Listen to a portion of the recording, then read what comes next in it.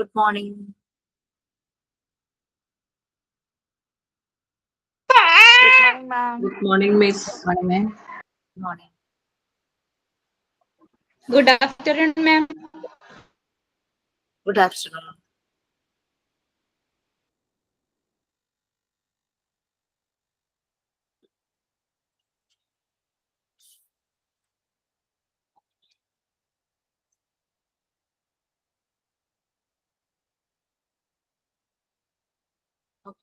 Ready join ചെയ്യട്ടെ അല്ലെ. എസ്തർ എന്നൊരു പേര് ഞാൻ കാണുന്നുണ്ട്. എസ്തർ ശരിക്കും ഈ ബാച്ച് തന്നെയായിരുന്നു, ഇതിലേക്ക് ആയതാണോ? അല്ല, ഈ ബാച്ച് തന്നെയായിരുന്നു. ആണോ? വേറൊരു ബാച്ചിൽ എസ്തർ ഉണ്ടായിന്, ഇപ്പൊ കാണുന്നില്ല. അപ്പൊ എനിക്കൊരു സംശയം, എന്തെങ്കിലും ഇത് വന്ന് കോഴ്സ് ചിലപ്പോ പകുതിക്ക് വെച്ചതായിട്ട് വീണ്ടും ഇതിനകത്ത് റീജോയിൻ ആയതാണോ എന്ന് ഒരു ഡൗട്ട്. അല്ല.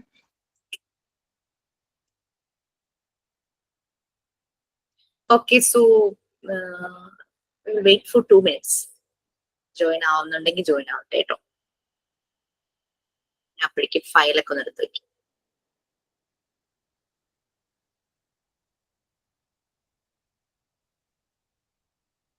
Good evening, Miss. Yes, good evening.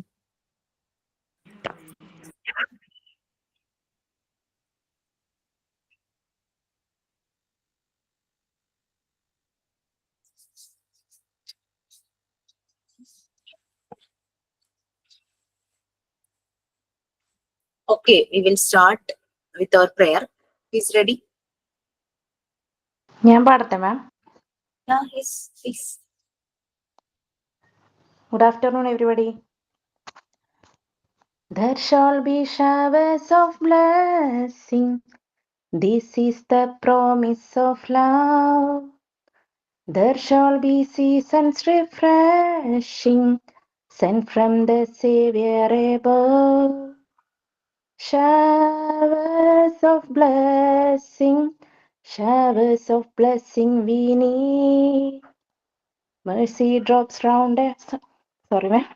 Mercy drops round us are falling, but for the showers be plead. There shall be showers of blessing. This is the promise of love. Okay.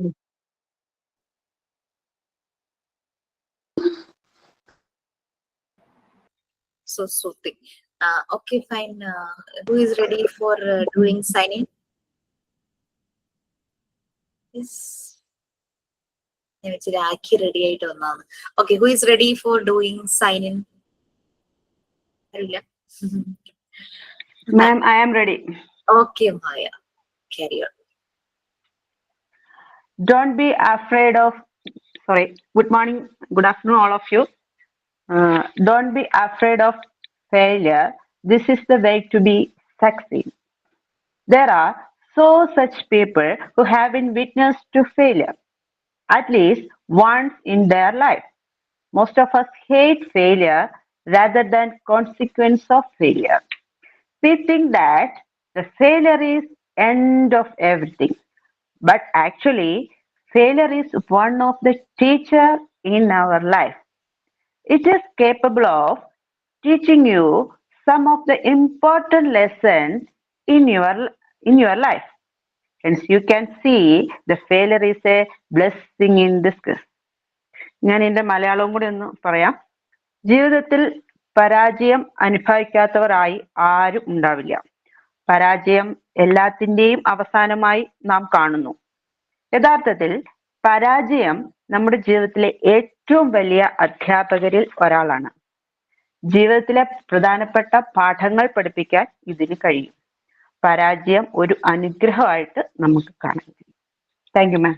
Signing by Maya. Okay, anyone is there for doing sign-in?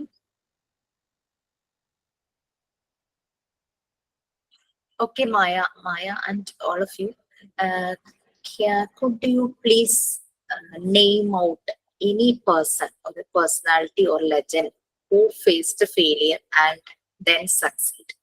അങ്ങനെ ആരെങ്കിലും നിങ്ങൾക്ക് ഓർമ്മ വരുന്നുണ്ടോ? Failure നടന്നു പിന്നെ success. Abdul Kalam സാറിന്റെ അല്ലേ അത്? കോട്ട് ഇതാണ് കോട്ട് ആണോ മായ? അബ്ദുൽ കലാം സാറിന്റെ ആണോ? APJ സാറിന്റെ ആണോ കോട്ട്? അങ്ങനെയല്ല, ഞാനൊരു ഡെയിലി കോട്സ് എടുത്തു. ഇതങ്ങനെ അബ്ദുൽ കലാം സാറിൻ്റെതായിട്ടൊന്നും അല്ല ഞാൻ കണ്ടത്. ഞാനിങ്ങനെ ഡെയിലി പോസിറ്റീവ് കോട്സ് എടുത്ത് വായിക്കാറുണ്ട്. അപ്പൊ എനിക്കിത് കണ്ടപ്പോ ഒരു ഇൻട്രസ്റ്റിംഗ് ആയി തോന്നിയോണ്ട് അങ്ങ് എടുത്തു. അറിയില്ല മാം എനിക്ക്. സോ അങ്ങനെയുള്ള ആരെങ്കിലും അറിയാമോ നമ്മൾക്ക് നേരിട്ട് അറിയാവുന്നത്, അല്ലെങ്കിൽ ലെജൻസ് ആരെങ്കിലും ഇതുപോലെ ഫെയിലിയർ വന്നിട്ട് പിന്നെ സക്സീഡ് ആയത്?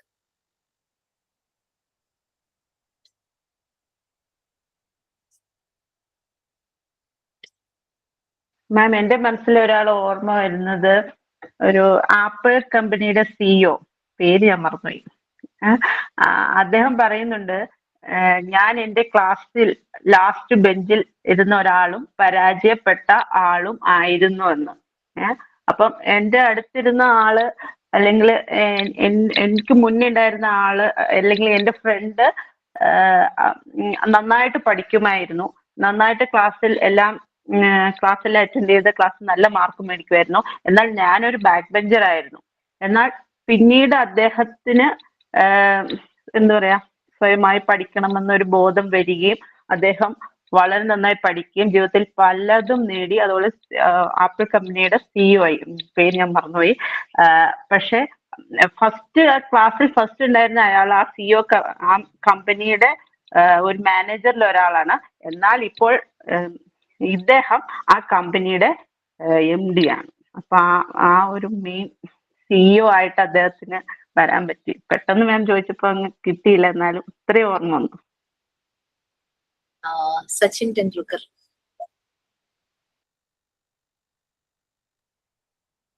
സച്ചിൻ ടെണ്ടുൽക്കർ 9th ഫെയിലായി. പിന്നെ ക്രിക്കറ്റ് കളിയിലൊക്കെ തുടക്കത്തിലൊക്കെ പ്രശ്നങ്ങളൊക്കെ ഉണ്ടായിരുന്നു. പിന്നെ യേശുദാസ് ഫസ്റ്റ് അദ്ദേഹത്തെ റിജക്ട് ചെയ്യുമായിരുന്നു. അദ്ദേഹം ഓഡീഷന് പോയപ്പോ റിജക്ട് ചെയ്യുമായിരുന്നു. അമിതാഭ് ബച്ചൻ അദ്ദേഹത്തെയും ഓഡീഷന് പോയപ്പോ റിജക്ട് ചെയ്തു.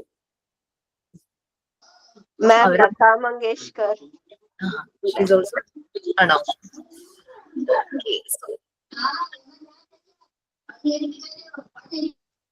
എനിക്ക് നേരിട്ട് അറിയാവുന്ന ഒരു സാറ്, അദ്ദേഹം ഇപ്പൊ അസോസിയേറ്റ് പ്രൊഫസറാണ്. അദ്ദേഹം മലപ്പുറത്തുള്ളതാ. നിങ്ങൾക്കൊക്കെ അറിയാം, അറിയില്ല. മലപ്പുറം ഗവൺമെന്റ് കോളേജിലാണോ PTM കോളേജ് മലപ്പുറത്താണോ? മലപ്പുറത്തുള്ള ആരെങ്കിലും ഉണ്ടാവും? ഉണ്ടോ ഇവിടെ? ആ മാം മലപ്പുറത്താണ്. ഞാൻ മലപ്പുറത്തല്ല, എന്നാലും ഞാൻ പഠിച്ചത് മലപ്പുറത്തായതുകൊണ്ട് എനിക്കറിയാം. ഓക്കെ. എനിക്ക് PTM-ല് സാറ് വർക്ക് ചെയ്തിരുന്നു തോന്നുന്നു. പിന്നെ ഇപ്പം മലപ്പുറത്ത് ഗവൺമെന്റ് കോളേജ് ഏതാ? PTM എന്ന് പറയുന്ന ഗവൺമെന്റ് കോളേജ് ആണോ? ഗവൺമെന്റ് ആണെന്നില്ല. PTM കോളേജിനെ കുറിച്ച് ഞാൻ കേട്ടിട്ടുണ്ട്. ഞാൻ അവിടെ പഠിക്കുമ്പോൾ കേട്ടിട്ടുള്ളത് എനിക്ക് കൃത്യമായിട്ടില്ല. ഞാൻ കാലിക്കറ്റ് യൂണിവേഴ്സിറ്റി ക്യാമ്പസിലാണ് പഠിച്ചത്. അപ്പം ഇങ്ങനെ അറിയാവുന്ന മതിയോ. സാറ് അബ്ദുറഹ്മാൻ എന്നാണ് സാറിന്റെ പേര്. യങ് ആണ്, മീൻസ് ഒരു 30+ ഒക്കെ ആയിട്ടുണ്ടാവുള്ളായിരിക്കും. അദ്ദേഹം പഠിക്കുന്ന സമയത്ത് നല്ല ഉഴപ്പനായിരുന്നു. സ്കൂളിൽ പഠിക്കുന്ന സമയത്ത് 10th അദ്ദേഹം ഫെയിലായി. രണ്ടാമതും എഴുതി, ഫെയിലായി. മൂന്നാമത്തെ തവണ അദ്ദേഹത്തിന് മനസ്സിലായി ഫെയിലിയർ അദ്ദേഹത്തിന്റെ ഫാദർ ഒത്തിരി ഇൻഫ്ലുവൻസ് ചെയ്തു അദ്ദേഹത്തിന്റെ ലൈഫിൽ. ഫെയിലായ സമയത്ത് അടുത്ത എക്സാം ആവുമ്പോഴേക്കും ടൈം ഉണ്ടല്ലോ, അദ്ദേഹം മണ്ണ് കല്ല് ചുമക്കാനും അങ്ങനെയുള്ള വീട് പണിയുടെ ആ ജോലികൾക്കെല്ലാം പോയി തുടങ്ങി. ഭയങ്കര ടഫായിരുന്നു. അദ്ദേഹം പഠിച്ച് 3rd ടൈമാണ് അദ്ദേഹം SLC പാസ്സാവുന്നത്. 3ാമത് എഴുതുമ്പോഴാണ് പാസ്സാവുന്നത്, ഓർമ്മ ശരിയാണെങ്കിൽ. പിന്നെ +2 അതും ഇതുപോലെ ജോലി ചെയ്താണ് അദ്ദേഹം പഠിച്ച് പാസ്സായത്. പിന്നെ അദ്ദേഹം ഡിഗ്രിക്ക് ജോയിൻ ചെയ്തു. അപ്പോഴേക്കും അദ്ദേഹത്തിന്റെ ആ ആറ്റിറ്റ്യൂഡൊക്കെ മാറി തുടങ്ങി. ഞാൻ ഇനി ഫെയിൽ ആകരുത്, ബട്ട് ടോപ്പ് ആകണം, ആ ഒരു രീതിയിൽ അദ്ദേഹം ജോലിക്കും പോകുന്നുണ്ടായിരുന്നു. ഇതിന്റെ ഒപ്പം തന്നെ പഠിച്ചു. അങ്ങനെ അദ്ദേഹം റാങ്ക് ഹോൾഡർ ആയി ഡിഗ്രിയിൽ. പിന്നെ അദ്ദേഹം PG എടുത്തു. PG-യിലും അദ്ദേഹം റാങ്ക് ഹോൾഡർ ആയിരുന്നു. അതിനുശേഷം അദ്ദേഹം PSC എഴുതാൻ തുടങ്ങി. PSC എഴുതാൻ തുടങ്ങിയപ്പോൾ അതിനു മുമ്പ് അദ്ദേഹം പാരലൽ കോളേജിലൊക്കെ ടീച്ചറായിട്ട് വർക്ക് ചെയ്തു. PSC എഴുതി അദ്ദേഹത്തിന് ലെക്ചറായിട്ട് ജോലി കിട്ടി. ഗവൺമെന്റ് കോളേജിൽ തന്നെ പോസ്റ്റിംഗ് ആയി. പിന്നെ ഇപ്പൊ അദ്ദേഹം കോളേജിൽ പഠിപ്പിക്കുന്നതിനൊപ്പം തന്നെ അസോസിയേറ്റ് പ്രൊഫസർ ആയിട്ട് പഠിപ്പിക്കുന്നതിനൊപ്പം തന്നെ IAS കോച്ചിങ് കൊടുക്കുന്നുണ്ട്. ഹിസ്റ്ററിയാണ് അദ്ദേഹത്തിന്റെ സബ്ജക്ട്. ഫെയിലിയർ ഒന്നും അദ്ദേഹത്തെ തളർത്തിയില്ല. ശരിക്കും പറഞ്ഞു കഴിഞ്ഞാല് ശരിക്കും ഫെയിലിയർ സംഭവിച്ചെങ്കിലും പിന്നീട് അത് മുന്നോട്ട് പോകാനായിട്ടുള്ള ഒരു എൻവയോൺമെന്റ് അദ്ദേഹത്തിന് ചുറ്റുപാടും ഉണ്ടായി. പല രീതിയിൽ സ്ട്രഗിൾ ചെയ്തെങ്കിലും ആ ഒരു ചുറ്റുപാടുണ്ടായി. മാരീഡ് ആണ്, കുട്ടികളുണ്ട്, വളരെ ഹാപ്പി ആയിട്ട് ജീവിക്കുന്നു. PTM കോളേജിലാണോ അതോ മലപ്പുറത്ത് ഗവൺമെന്റ് കോളേജ് മലപ്പുറത്ത് ഉണ്ടോ എന്ന് എനിക്കറിയില്ല. അവിടെ പ്രൊഫസറാണ് അദ്ദേഹം, അബ്ദുർ റഹ്മാൻ എന്നാണ് അദ്ദേഹത്തിന്റെ പേര്. ഓക്കെ, സോ ഇപ്പൊ IAS ആവാൻ ആഗ്രഹിക്കുന്ന കുട്ടികൾക്ക് കോച്ചിങ് കൊടുക്കുന്നു അദ്ദേഹം. ഇത് വളരെ വളരെ വളരെ റെസ്പെക്ട് തോന്നിയ ഒരു സാറായിരുന്നു. Okay fine. സോ നമ്മള് മറിയ മോണ്ടിസോറി ആയിരുന്നു അല്ലെ എടുത്തോണ്ടിരുന്നത്. ഷെയർ ചെയ്യാട്ടോ.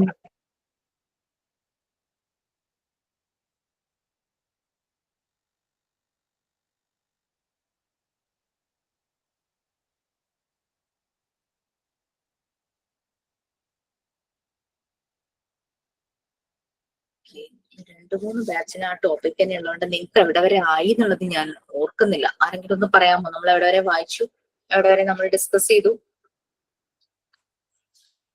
റൈറ്റിംഗ് ആൻഡ് റീഡിംഗ് കംപ്ലീറ്റ് ചെയ്തു.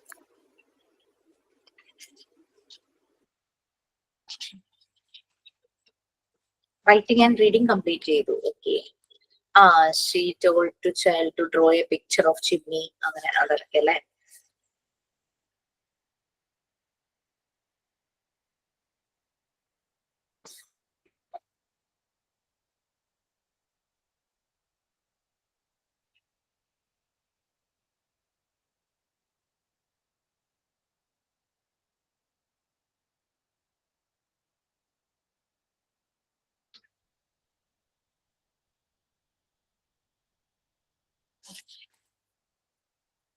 ബോർഡിൽ കിസ് ചെയ്യണം, give me a kiss, if you love me give me a kiss എന്ന് എഴുതി വെച്ചപ്പോഴേക്കും, കാരണം പാരന്റ്സിന്റെ ഭാഗത്തുനിന്ന് ഭയങ്കര പ്രഷറായിരുന്നു മറിയ മോണ്ടിസോറിക്ക്, കുട്ടികളെ എഴുതാൻ പഠിപ്പിക്കൂ എന്നുള്ള രീതിയിൽ. പക്ഷെ മോണ്ടിസോറി അങ്ങനെ ഡയറക്ട്ലി എഴുതുക എന്നുള്ള രീതിയിലല്ല, ത്രൂ ആക്ടിവിറ്റി അവരെ എഴുതണം, ആ ഒരു രീതിയിലായിരുന്നു മോണ്ടിസോറിയുടെ രീതി. അത് ചെക്ക് ചെയ്യായിരുന്നു. അപ്പൊ വന്നിട്ട് അധികം ദിവസങ്ങളാകാത്ത ഒരു കുട്ടി വരെയും അത് റീഡ് ചെയ്തു എന്നുള്ള രീതിയിലൊക്കെ പറയുന്നുണ്ട് അല്ലെ. സോ ഓക്കെ, നെക്സ്റ്റ് വൺ നിങ്ങൾ മറിയ മോണ്ടിസോറിയുടെ ഈ ഒരു PDF മാത്രം ഡിപ്പെൻഡ് ചെയ്യാതെ മാക്സിമം കളക്ട് ചെയ്യാൻ പറ്റുന്നത് വിക്കിപീഡിയന്നോ അല്ലെങ്കിൽ എവിടെയെങ്കിലും ബുക്സ് വായിച്ചിട്ടോ അവരുടെ കാര്യങ്ങളെല്ലാം മാക്സിമം കളക്ട് ചെയ്യുക. ഓക്കെ, അതിന് കുഴപ്പമില്ലല്ലോ. നമ്മൾ സ്വന്തമായിട്ട് ലെക്ചർ നോട്ട്സ് ഉണ്ടാക്കി വെക്കുവാണെങ്കിൽ അത് നല്ലൊരു റെഫറൻസ് ആണ്. നമുക്ക് കാശ് കൊടുത്ത് ബുക്സ് ഒന്നും വാങ്ങേണ്ട ഒരു ആവശ്യം വരില്ല. സോ അങ്ങനെ പേപ്പർ ഇട്ട് വർക്ക് ചെയ്തായിരുന്നു, ശരിയായോന്ന് അറിയത്തില്ല മിസ്സേ. എന്ത് വർക്കാ? സാൻഡ് പേപ്പർ കൊണ്ട് ലെറ്റേഴ്സ് എഴുതിയായിരുന്നേ. കാണിക്കാനാണോ? കറക്റ്റ് ആയോന്ന് അറിയത്തില്ല, ചെയ്തായിരുന്നു. കാണിക്കുന്നു നോക്കട്ടെ. ഇതിനെന്താ കുഴപ്പം? ബാക്കിൽ കാർഡ്ബോർഡ് ഒട്ടിച്ചില്ല, ഇനി ഒട്ടിക്കണം. ഓക്കെ, കാരണം കുട്ടികളുടെ കയ്യിൽ കിട്ടിയ കീറി പോവണ്ടെന്ന് വെച്ചിട്ടാണ് നമ്മൾ ഈ കാർഡ്ബോർഡ് ഒട്ടിക്കാൻ പറയുന്നത്. മനസ്സിലായോ? മിസ്സേ, ആ ഷൂ ലേസിന്റെ ഞങ്ങൾ ഒന്നും മനസ്സിലായില്ല മിസ്സേ. ഷൂ ലേസിന്റെ ബട്ടൺ ഹോളിന്റെ ഒന്ന് പറഞ്ഞുതരും മിസ്സേ ലാസ്റ്റ്. ഓക്കെ ഓക്കെ, പറഞ്ഞുതരാം. അതായത് കുട്ടികൾക്ക് സ്വന്തമായിട്ട് അവരാരെയും ഡിപ്പെൻഡ് ചെയ്യേണ്ട അവരുടെ കാര്യങ്ങൾ തന്നെ ചെയ്യിക്കാൻ വേണ്ടി പ്രാക്ടിക്കൽ ലൈഫ് ഏരിയയിൽ അവരെ പ്രാക്ടീസ് ചെയ്യിക്കാൻ വേണ്ടിയിട്ടാണ് ഞാൻ ആ ബട്ടണിങ് ഫ്രെയിം നിങ്ങളോട് ഒന്ന് ഉണ്ടാക്കാൻ പറഞ്ഞത്. അത് നമുക്ക് സിമ്പിൾ ആയിട്ട് ഉണ്ടാക്കാവുന്നതാ. നമ്മൾ ഓൺലൈനൊക്കെ അത് പർച്ചേസ് ചെയ്ത് കഴിഞ്ഞാൽ നല്ല പ്രൈസ് ആവും. നമുക്കത് നമ്മുടെ ഇൻസ്റ്റിറ്റ്യൂട്ടിൽ അതെല്ലാം പർച്ചേസ് ചെയ്തുകൊണ്ടിരിക്കുന്നുണ്ട്. പ്രാക്ടിക്കൽ സൈഡ് വരുമ്പോൾ കാണിക്കാനായിട്ട് വേണ്ടിയിട്ടാണ്. അപ്പൊ ഇതെന്ന് പറഞ്ഞു കഴിഞ്ഞാൽ നമ്മളൊരു A4 പേപ്പർ എടുക്കുവാണെങ്കിൽ, A4 പേപ്പറിന്റെ ആ സൈസ് നിങ്ങൾക്ക് അറിയാലോ.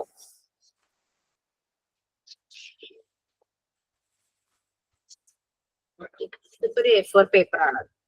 ഈ പേപ്പറിന്റെ സൈസിൽ നമുക്കൊരു ക്ലോത്ത് കിട്ടുവാണെങ്കിൽ ഇതിനെ കറക്റ്റ് മിഡിലിൽ വെച്ച് ഇങ്ങനെ മടക്കുക. ജോയിൻ ആവുന്ന പോർഷൻ കണ്ടോ? അത് കറക്റ്റ് മിഡിലായിരിക്കണം. കണ്ടോ? ആ രീതിയിൽ ക്ലോത്ത് മടക്കുക. ആരും ഇവിടെ പറഞ്ഞല്ലോ, ഷർട്ട് എടുത്തിട്ട് ഷർട്ടിന്റെ പഴയ ഷർട്ടൊക്കെ ഉണ്ടെങ്കിൽ അത് കൊണ്ടുപോയി കഴിഞ്ഞു കഴിഞ്ഞാൽ കുട്ടികൾ ബട്ടൺ ഇടാനും മൂരാനും ഒക്കെ അത് പഠിക്കുന്നു വന്നു. നമ്മളൊരു ഷർട്ടിന്റെ ചെറിയൊരു വേർഷൻ ചെയ്യുവാണ് ചെയ്യുന്നത്. ഇങ്ങനെ വെച്ചിട്ട് ഷർട്ടിന്റെ ബട്ടൺസ് ബട്ടൺ ഈ ഒരു ഭാഗത്ത് ഇങ്ങനെ ബട്ടൺ വരുന്നു, ഇപ്പുറത്തെ ബട്ടൺ ഹോള് വരുന്നു. എന്നിട്ട് അപ്പൊ ആ ഒരു രീതിയിൽ നമ്മൾ ഇത് വെക്കണം. അതായത് ഇതിന്റെ മുകളിലേക്ക് ഇത് വരുന്ന രീതിയിൽ നമ്മൾ ഒരു അളവൊക്കെ നോക്കിയിട്ട് ഒരു ഉദ്ദേശം വെച്ചിട്ട് നമ്മൾ ക്ലോത്ത് ഇങ്ങനെ ഈ ഒരു രീതിയിലാക്കുക. കാണിക്കുന്നുണ്ടോ? വീഡിയോയില് കാണിക്കുന്നുണ്ടോ? ഞാൻ ക്ലോത്ത് അല്ല എടുത്തേക്കണേ, പേപ്പറാന്നേ ഉള്ളൂ. എന്ത് പറ്റി, കാണുന്നില്ലേ? കാണുന്നില്ല, ഇല്ല. ആർക്കും കാണുന്നില്ലേ? ഇപ്പൊ വീഡിയോസ് കാണാം. കാണുന്നുണ്ട് മാം. ഓക്കെ. അപ്പൊ നമ്മളൊരു പേപ്പർ A4 സൈസിൽ ഒരു പേപ്പർ A4 പറയാൻ കാരണം അതിനും ചെറിയ പീസ് ആവുമ്പോൾ നമുക്ക് കാര്യമായ ബട്ടൺ വെക്കാൻ പറ്റില്ല. ഈ ഒരു സൈസ് ആവുമ്പോൾ നമുക്കൊരു 4 ബട്ടൺ എങ്കിലും ഒരു സൈഡിൽ വെക്കാം. ഇത് ക്ലോത്ത് ആണെന്ന് വിചാരിക്കുക. ഇതിനെങ്ങനെ മടക്കുന്നു? ഇതിന്റെ മുകളിൽ ഇത് വരുന്ന രീതിയിൽ കുറച്ച് ഭാഗം വരിക.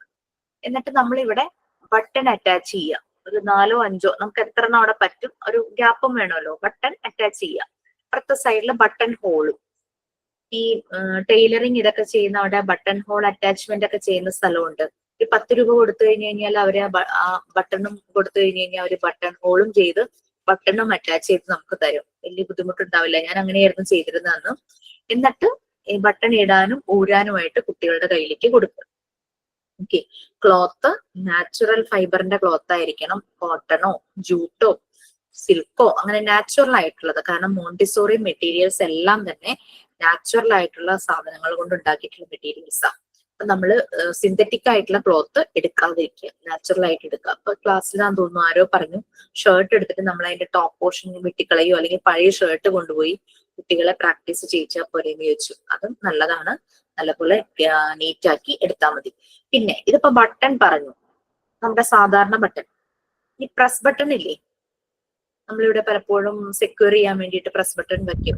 സാരിയെ കൊടുക്കുമ്പോൾ അല്ലെങ്കിൽ എന്ത് ഡ്രസ്സിന്റെ എവിടെ നമ്മളിത് ഇന്നർ അങ്ങനെ സെക്യൂർ ചെയ്യാനായിട്ട് വെക്കുമല്ലോ. അതുപോലത്തെ പ്രസ് ബട്ടണും വെച്ചിട്ട് നമുക്ക് ചെയ്യിക്കാം. അപ്പൊ അത് ഇടാനും ഊരാനും അവർ പഠിക്കും. പിന്നെ സിബ് വെക്കാം. എല്ലാം ഇതുപോലെ ഈ സൈസിലുള്ള ക്ലോത്ത് സിബ് വെക്കാം. പിന്നെ ഇതാക്കാം ലേസ്. പഴയ ഷൂവിന്റെ ലേസ് ഒക്കെ പോയിട്ടുണ്ടാവില്ലേ, അപ്പൊ ലേസിന് ഇടാനുള്ള ഹോൾസ് അതപ്പോ ഇങ്ങനെ വെക്കണം. 2 സൈഡിലും ഹോൾസ്, ഷൂവിന്റെ പോലെ ഹോൾസ് നമ്മൾ ഹോൾ ഉണ്ടാക്കിയിട്ട് ലേസ് അതിന്റെ ഉള്ളിലൂടെ ഇട്ടിട്ട് ഷൂ ലേസ് കെട്ടാൻ എങ്ങനെ അത് അവരെ പഠിപ്പിക്കണം. മിസ്സേ, ഈ ഷൂ ലേസ് കെട്ടുന്നത് ക്ലോത്തിൽ തന്നെയല്ലേ നമ്മളിപ്പോ ഈ ഹോൾ ഉണ്ടാക്കി ചെയ്യേണ്ടത്? ക്ലോത്തില് ഷൂ കൊണ്ടുപോയി അത് ഇതല്ലേ. അപ്പൊ ലേസ് അത് കെട്ടാൻ അവർ പഠിക്കുമ്പോൾ അവരുടെ ഷൂവിൽ അവരത് ചെയ്യാനായിട്ട് പഠിക്കും.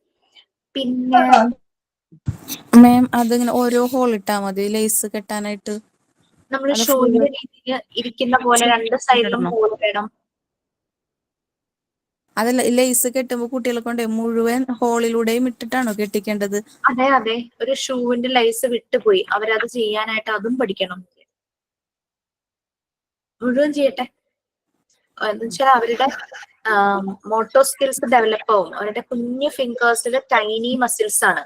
ഈ മസിൽസ് ഡെവലപ്പ് ആയാലാണ് അവർക്ക് എഴുതാൻ പറ്റുള്ളൂ, പെൻസിൽ കയ്യിൽ പിടിക്കാൻ പറ്റുള്ളൂ. എന്താ ഫൈൻ മോട്ടോ സ്കിൽ നമ്മൾ എന്താ പറഞ്ഞത്? എന്തെങ്കിലും ഒബ്ജക്റ്റ് എടുത്തു കഴിഞ്ഞാൽ അവർക്കത് ഹോൾഡ് ചെയ്യാനുള്ള കപ്പാസിറ്റി, ആ കപ്പാസിറ്റി കൂടണമെങ്കിൽ ഈ ഫിംഗേഴ്സ് എപ്പോഴും മൂവ് ചെയ്തുകൊണ്ടേയിരിക്കണം. അതിലെ മസിൽസ് ചെറിയ ചെറിയ മസിൽസ് ആണ്. ആ മസിൽസ് ഡെവലപ്പ് ചെയ്താൽ മാത്രമാണ് ഫൈൻ മോട്ടോർ സ്കിൽസ് ഇംപ്രൂവ് ചെയ്യുള്ളൂ.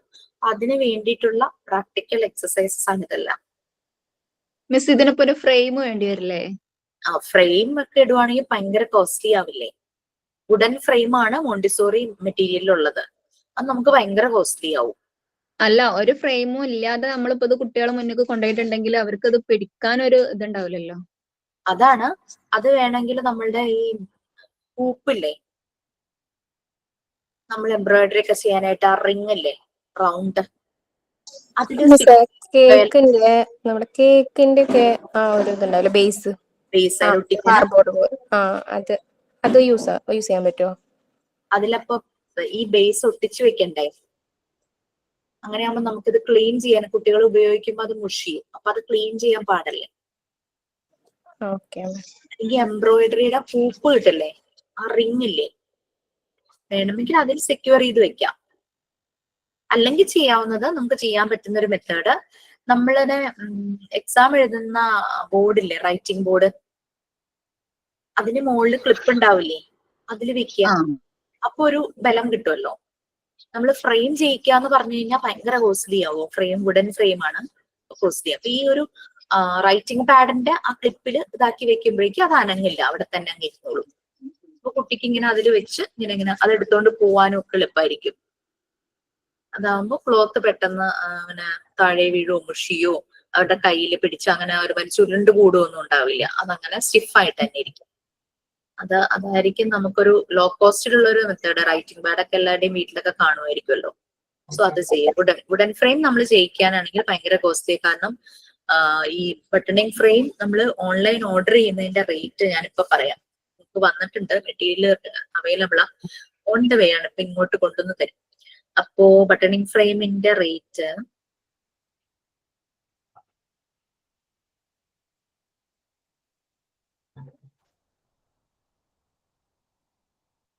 പറയാട്ടോ. ഓൺലൈൻ ആമസോണിലാണ് ഞാൻ ഏറ്റവും കുറവ് റേറ്റ് കണ്ടത്.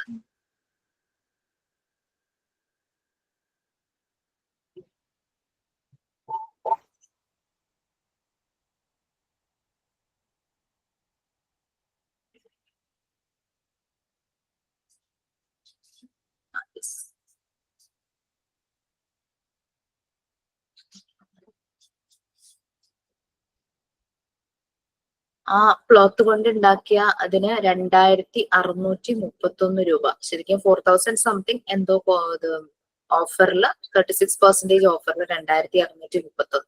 അത് നമ്മൾ സാധാരണ നമ്മുടെ നല്ല ഷോൾ ഉണ്ടെങ്കിൽ ഉപയോഗിക്കാത്തുണ്ടെങ്കിൽ കട്ട് ചെയ്തെടുക്കാം. കോട്ടൺ അല്ലെങ്കിൽ ടൈലറിംഗ് ഷോപ്പിൽ ചെന്ന് കഴിഞ്ഞാൽ നമുക്ക് ഇതിന് കട്ട് പീസസ് ഒക്കെ കുറെ ഇങ്ങനെ മാറി കിടക്കുന്നുണ്ടാവും.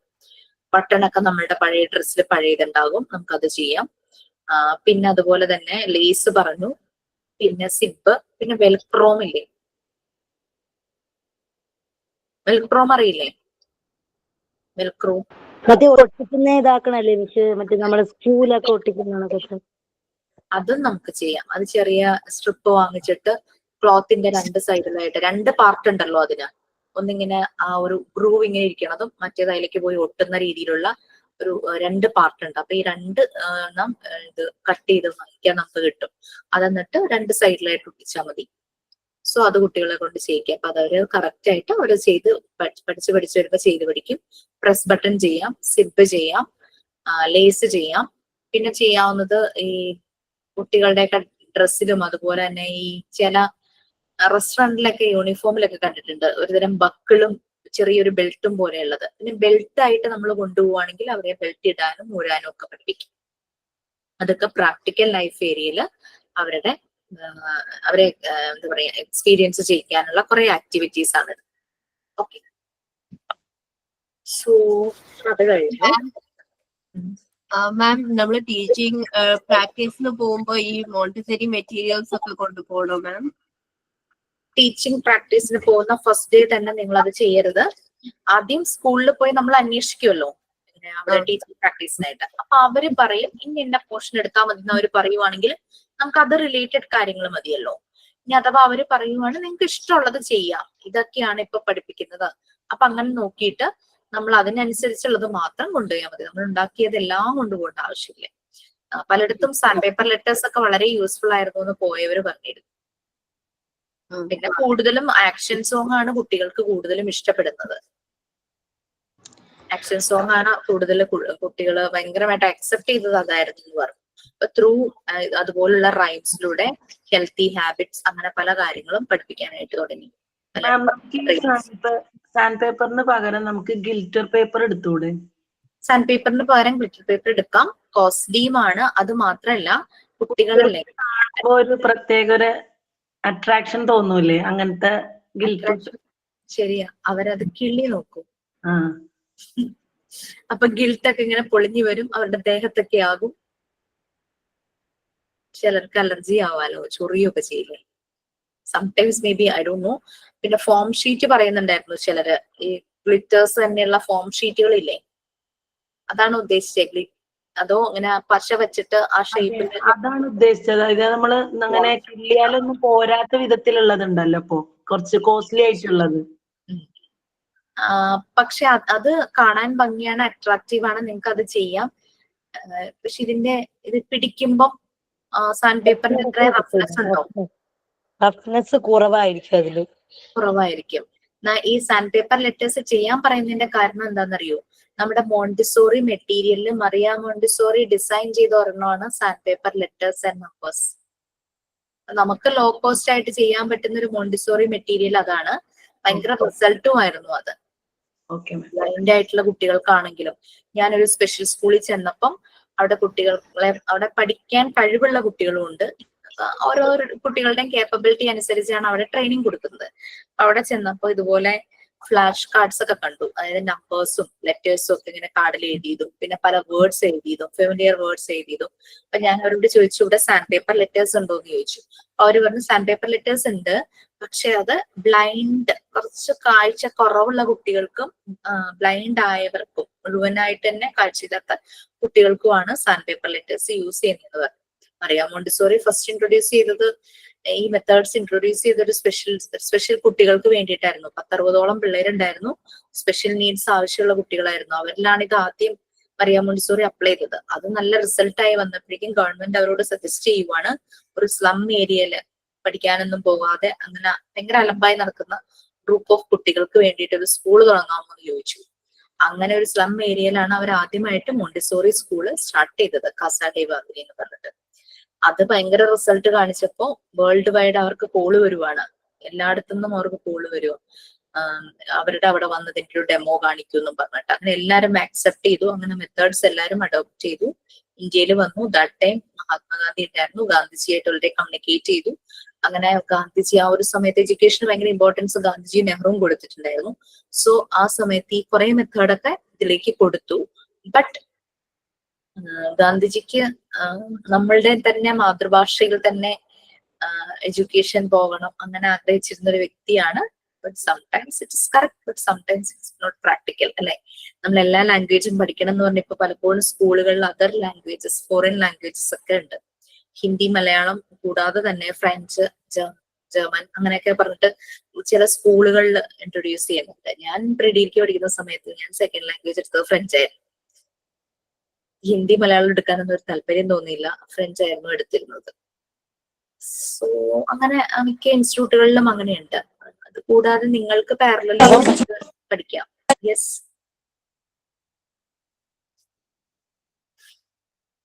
ഓക്കെ. സോ അത് നെക്സ്റ്റ് നമുക്ക് ചാപ്റ്ററിലേക്ക് പോകാൻ എന്തെങ്കിലും ഡൗട്ട് ഉണ്ടോ? ബട്ടണിങ് ഫ്രെയിമിന്റെ നിങ്ങൾക്ക് അവൈലബിൾ ആയിട്ടുള്ള മെറ്റീരിയൽസ് വെച്ച് ഉണ്ടാക്കും. ഷൂ ലേസ് നമുക്ക് ഇതിലുണ്ടാക്കാലോ. ഞാൻ യൂട്യൂബിൽ കണ്ടതാണ്. ഇതില് നമ്മുടെ കാർഡ്ബോർഡ് പെട്ടില് ഉണ്ടാക്കിയതാണ് യൂട്യൂബിൽ ഞാൻ കണ്ടത്. കാർഡ്ബോർഡിൽ ഷൂ ലേസിന്റെ കാർഡ്ബോർഡിൽ നമ്മള് ഓക്കെ, ക്ലോത്ത് തന്നെ വേണമെന്നില്ല, കാർഡ്ബോർഡ് ഇങ്ങനെ കട്ട് ചെയ്ത് ഇങ്ങനെ ചെയ്യാന്നല്ലേ. ഓക്കെ, മാം നമ്മൾ ചെയ്യുന്ന ഈ വർക്കുകളൊക്കെ സബ്മിറ്റ് ചെയ്യേണ്ടി വരുമോ?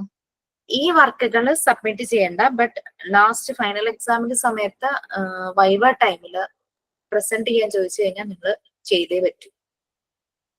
എല്ലാം ഉണ്ടാക്കിയ സാധനങ്ങളും നിങ്ങൾ ചെയ്ത ആക്ടിവിറ്റീസും അസൈൻമെന്റും എല്ലാം നിങ്ങളുടെ കയ്യിലുണ്ടല്ലോ, റെക്കോർഡ് ബുക്കും എല്ലാം കയ്യിലുണ്ടാവും.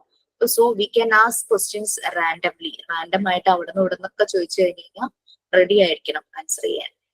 അപ്പൊ അതുകൊണ്ട് ഇതെല്ലാം സൈഡിൽ വെച്ചിട്ടുണ്ടാവണം. സർവേയുടെ ടോപ്പിക് ഞങ്ങൾ ക്ലാസ് റൂമിൽ ഇതുവരെ ഇട്ടിട്ടില്ല മിസ്സേ, ഒന്ന് ഇട്ടുണ്ടായത്. അത് എന്താ പറയാ, കുറച്ച് എഡിറ്റ് ചെയ്യാനുണ്ട്, കുറച്ച് കാര്യങ്ങളൊക്കെ മാറ്റണം. കാരണം ചിലർക്ക് എക്സ്ട്രാ ക്വസ്റ്റ്യൻസ് ആഡ് ചെയ്യണം എന്ന് തോന്നിയാലോ എന്ന് വെച്ചാൽ വേർഡിലേക്ക് ഒന്ന് കൺവേർട്ട് ചെയ്തിട്ട് പിന്നെ ഒരു സജഷൻ കുട്ടികളിൽ നിന്ന് വന്നു, യെസ് ഓർ നോ എന്നുള്ള അതിന്റെ ഒപ്പം തന്നെ സം ടൈംസ് അല്ലെ, ചിലതിന്റെയൊക്കെ ആൻസർ എപ്പോഴും എസ് അല്ല, എപ്പോഴും നോ അല്ല, അങ്ങനത്തെ ചില ക്വസ്റ്റ്യൻസ് വരുന്നുണ്ടല്ലോ. അപ്പൊ അതും കൂടെ ഒന്ന് ഇടണേന്ന് പറഞ്ഞു. അപ്പൊ അതും കൂടെ ഒക്കെ ഒന്നാക്കി എഡിറ്റ് ചെയ്തിട്ട് ഇടാന്ന് വെച്ചിട്ടാ. വേർഡ് ആവുമ്പോ നിങ്ങൾക്ക് എന്തെങ്കിലും കറക്റ്റ് ചെയ്യണമെങ്കിൽ കറക്റ്റ് ചെയ്യാൻ എളുപ്പമായിരിക്കുമല്ലോ.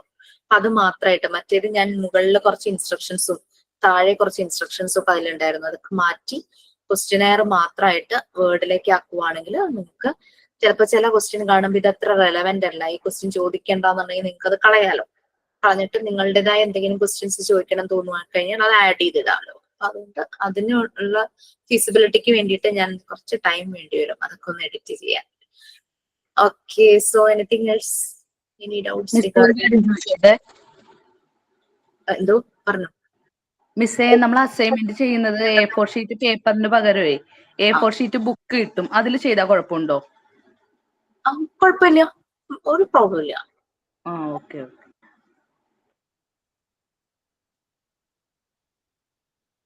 കിഡ്സ് ബോർഡ് ബുക്ക് മതിയോ, സാൻഡ് പേപ്പേഴ്സിന് മതിയോ? സർവേ ക്വസ്റ്റ്യൻസ് ചെയ്യാനില്ല കേട്ടോ, സാൻഡ് പേപ്പർ വർക്ക്സ് ചെയ്യാൻ പറഞ്ഞു. മെസ്സേജ് ഒക്കെ ഒന്ന് നോക്കട്ടെ. ആക്ടർ വിജയ്, ഓക്കെ, നമ്മൾ പറഞ്ഞ തോട്ട് ഓഫ് ദ ഡേയുടെ ഭാഗമായിട്ടല്ലേ സാൻഡ് പേപ്പർ വർക്ക് ചെയ്യാൻ പറഞ്ഞു. Okay fine. Survey questions class റൂമിൽ ഇട്ടിട്ടില്ല, അതുടനെ ഇടും. കിഡ്സ് ബോർഡ് ബുക്ക് മതിയോ സാൻഡ് പേപ്പറിന് പകരം? അതെങ്ങനെ ഇരിക്കും ജോയി?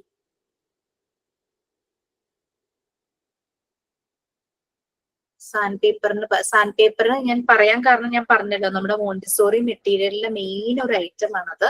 അത് ലോ കോസ്റ്റ് ആയിട്ട് എല്ലാവർക്കും ഉണ്ടാക്കാൻ പറ്റും, അതുകൊണ്ടാണ് അത് നിങ്ങളൊന്ന് ഉണ്ടാക്കൂ എന്ന് പറഞ്ഞത്. ഓക്കെ, നിങ്ങൾക്ക് ഇഷ്ടമുള്ളതില് ലെറ്റേഴ്സും വേർഡ്സും എല്ലാം ഉണ്ടാക്കാം, ബട്ട് ഇത് ഒന്ന് ചെയ്താൽ നന്നായിരിക്കും. നമ്മളുടെ ഒരു ട്രെയിനി സാൻഡ് പേപ്പർ ലെറ്റേഴ്സ് വെച്ചിട്ട് ഒരു 6ാം ക്ലാസ്സുകാരനെ വായിക്കാനും എഴുതാനും ബുദ്ധിമുട്ടുണ്ടായിരുന്ന ഒരു 6ാം ക്ലാസ്സുകാരനെ സാൻഡ് പേപ്പർ ലെറ്റേഴ്സ് വെച്ചിട്ടാണ് എഴുത്തും വായനയും ശരിയാക്കിയത്. CBSE 6ാം ക്ലാസ്സിൽ പഠിക്കുന്ന കുട്ടി, ആ സ്കൂളിലെ ടീച്ചർമാരെ കൊണ്ട് ഒരു രീതിയിലും കുട്ടിയെ ഒന്ന് വായിപ്പിക്കാൻ പറ്റുന്നില്ല, അവന് അക്ഷരം മനസ്സിലാവുന്നില്ല.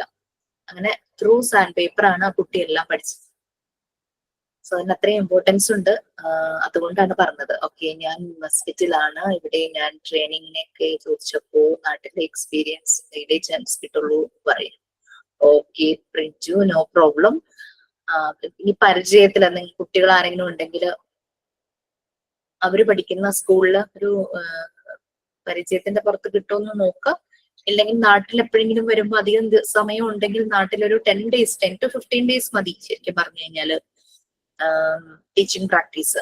അങ്ങനെ പറ്റുമെങ്കിൽ നോക്കൂ, കാരണം നമ്മുടെ കോഴ്സിന്റെ ഒരു ഭാഗമാണ് ശരിക്കും പറഞ്ഞു കഴിഞ്ഞാൽ ടീച്ചിങ് പ്രാക്ടീസ്. സോ ട്രൈ ഞാൻ മസ്കറ്റിലുള്ള ഒരു ടീച്ചറുമായിട്ടാണ് കോണ്ടാക്ട് ചെയ്തിട്ടുണ്ടായിരുന്നത്. അവരും മലയാളി, പാലക്കാട് തന്നെയായിരുന്നു. അപ്പൊ ഞാനിങ്ങനെ മോണ്ടിസോറി ചെയ്യുന്നുണ്ട് എന്ന് പറഞ്ഞപ്പോഴാണ് ട്രെയിനിങ്ങിന്റെ ഭാഗമായിട്ട് ചോദിച്ചപ്പോൾ അവര് പറഞ്ഞു നാട്ടിലെ എക്സ്പീരിയൻസ് ആവശ്യമാണ്, അറ്റ്ലീസ്റ്റ് ഒരു 1 year ഒക്കെ നാട്ടിൽ നിന്ന് അവിടുത്തെ ഒരു വർക്ക് എക്സ്പീരിയൻസ് ഉണ്ടെങ്കിലാണ് ഇവിടെ പോസിബിലിറ്റി ഉണ്ടാകുക എന്ന് പറഞ്ഞു. പിന്നെ അവര് പറഞ്ഞത് IELTS കൂടെ എടുക്കണം എന്നായിരുന്നു. ഓക്കെ, സോ നമുക്ക് ടീച്ചിങ് പ്രാക്ടീസിന് ഇപ്പൊ പുറത്താണെങ്കിലും ഈ ഒരു കണ്ടീഷൻസ് ഇല്ലാതെ ടീച്ചിങ് പ്രാക്ടീസിന് അവർ തരില്ല എന്നാണ് പറഞ്ഞത് അല്ലെ? അതെ മാം, ഞാൻ 2-3 സ്കൂളിൽ ചോദിച്ചു, ഇന്ത്യൻ സ്കൂളിലും ചോദിച്ചിട്ടുണ്ടായിരുന്നു. അപ്പോൾ റീസെന്റ് അവർക്ക് അറിയുന്ന ഒരു പ്രിൻസിപ്പള് ഉണ്ട്, ഒരു കിൻഡർ ഗാർഡൻ നടത്തുന്ന ഒരു പ്രിൻസിപ്പളും ആയിട്ടും കൂടെ ഒന്ന് ചോദിച്ചു നോക്കാന്ന് പറഞ്ഞിട്ടുണ്ട്. ഓക്കെ, സോ നാട്ടിൽ വരുമ്പോ അധിക ദിവസം ഉണ്ടാവാറില്ല? ഇല്ല, ഞാൻ 1 മാസമൊക്കെ ഉണ്ടാകാറുള്ളൂ. പിന്നെ ഞാൻ IELTS ഇപ്പോൾ ഞാൻ മലയാളം മീഡിയമാണ് പഠിച്ചത്. അപ്പോൾ നമുക്കിപ്പോൾ കമ്മ്യൂണിക്കേറ്റ് ചെയ്യാനുള്ളൊരു ഇംഗ്ലീഷ് എനിക്കറിയാം, പക്ഷേ ഒരു ഗ്രാമറും ഇപ്പൊ നമ്മൾ ടീച്ചിങ്ങിന് മുമ്പ് അറ്റ്ലീസ്റ്റ് നല്ല രീതിക്കുള്ള ഗ്രാമറും ഫ്ലുവൻസിയും ഒക്കെ വേണമെന്ന് പറയുന്നുണ്ടായിരുന്നു. ഓൺലൈൻ ബുക്സ് ആണോ? ബോർഡ് ബുക്സ് ഓൺലൈൻ ബുക്കാണ്, അതിൽ പിക്ചേഴ്സ് ആൻഡ് ലെറ്റേഴ്സ് ഉണ്ട്. ഓക്കെ, മറ്റേ റെക്കോർഡിന് വേണ്ടിയിട്ടാണോ കളക്ഷൻ ബുക്കിന് വേണ്ടിയിട്ടാണോ?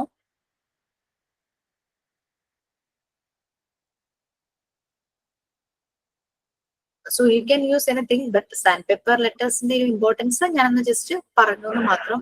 മിസ് പറഞ്ഞല്ലോ നമ്മളടുത്ത് ഫ്ലവേഴ്സിന്റെതും പിക്ചേഴ്സ് ചാർട്ടൊക്കെ വെച്ചൊരു കാർഡ് കണക്ക് ചെയ്യാൻ പറഞ്ഞല്ലോ.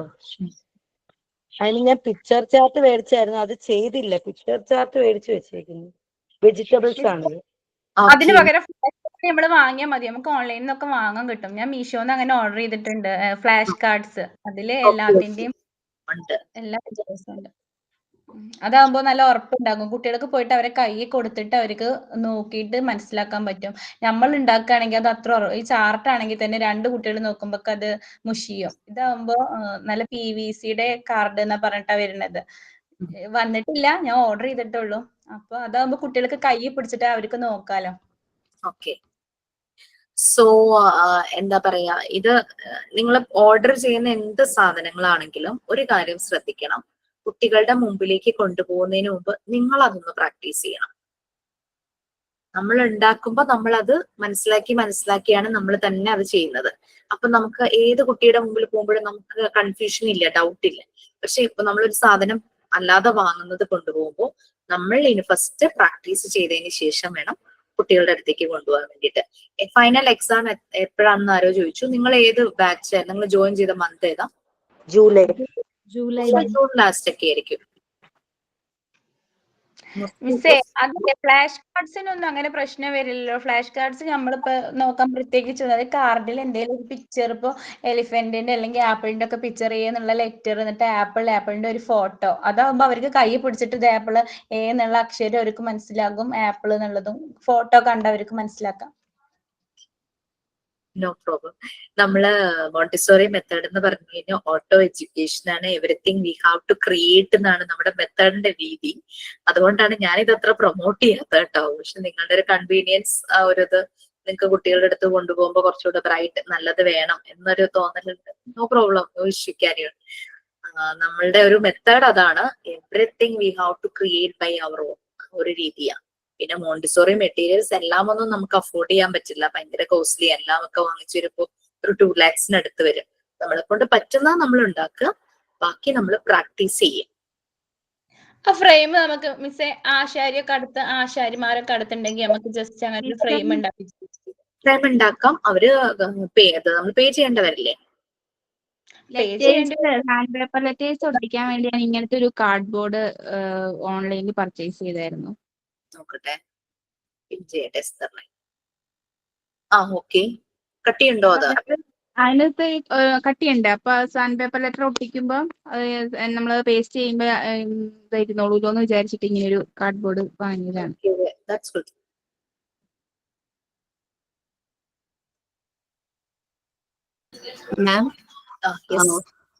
മാം ഞാൻ സാൻഡ് പേപ്പർ വാങ്ങിച്ചായിരുന്നു. അപ്പൊ ഈ സാൻഡ് പേപ്പർ കുറച്ച് നല്ല കട്ടിയുള്ളതാണ് എനിക്ക് തോന്നുന്നു. റഫ്നെസ്സും കുറച്ച് കൂടി പോയി തോന്നുന്നു. അപ്പൊ വല്ല പ്രശ്നമുണ്ടോ? പിന്നെ ഇതിന്റെ ബാക്കില് കാർഡ്ബോർഡ് ശരിക്കും വെക്കണോ? കാരണം ഇത് നല്ല ഹാർഡ് ആയിട്ടാണ്, അങ്ങനെ കീറി പോകും തോന്നുന്നില്ല. വെട്ടി കഴിയുമ്പോൾ അത് കീറും. നമ്മൾ ആൽഫബറ്റിക് വെട്ടി കഴിയുമ്പോൾ അത് കീറും. ഇല്ല, ഞാൻ കടയിൽ നിന്ന് നമുക്ക് മറ്റേ ആ കമ്പി ഒരുതുന്ന സാൻഡ് പേപ്പറും തരും.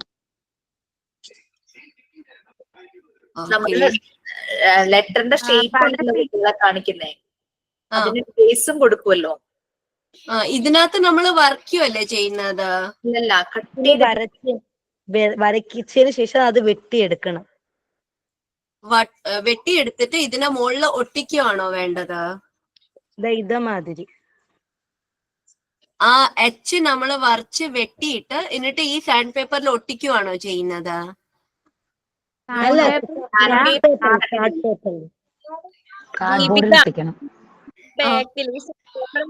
ബാക്കിലാണ് നമ്മൾ എഴുതേണ്ടത്. എഴുതണം. പെൻസിൽ എന്തെങ്കിലും വെച്ചിട്ട് എഴുതിയതിന് ശേഷം അത് കട്ട് ചെയ്തെടുക്കണം. എന്നിട്ട് ഇതിനകത്ത് പേസ്റ്റ് ചെയ്യണോ? കാർഡ്ബോർഡിൽ പേസ്റ്റ് ചെയ്യണം. പേസ്റ്റ് ചെയ്ത് വെക്കാം. സാൻഡ് പേപ്പർ ആകെ യു ഷേപ്പ് മാത്രമേ ഉള്ളൂ. അപ്പൊ നമ്മൾ ആ ഷേപ്പിൽ, യു ആണെങ്കിൽ ആ ഷേപ്പിൽ കട്ട് ചെയ്യും. ഈ സാൻഡ് പേപ്പർ ആണ് കട്ട് ചെയ്ത് ഒട്ടിക്കേണ്ടത്. ഓക്കെ ഇപ്പോഴാണ് സത്യം പറഞ്ഞാൽ എനിക്ക് ക്ലിയർ ആയത്. സോറി, മനസ്സിലായില്ലായിരുന്നല്ലേ. അപ്പൊ അത് കട്ട് ചെയ്യുമ്പോ നമുക്ക് അതിനൊരു ബേസ് വേണമല്ലോ. അതാണ് കാർഡ്ബോർഡിൽ ഒട്ടിക്കാനോ അല്ലെങ്കിൽ പറയുന്നത്. ഞാൻ ചവറും ചാർട്ട് പേപ്പറിൽ ഒട്ടിച്ചത്. അപ്പൊ കട്ടിയില്ല, കുട്ടികളുടെ കയ്യിലൊക്കെ എടുക്കുമ്പോൾ കീറി പോവാനുള്ള ചാൻസ് ഉണ്ട്.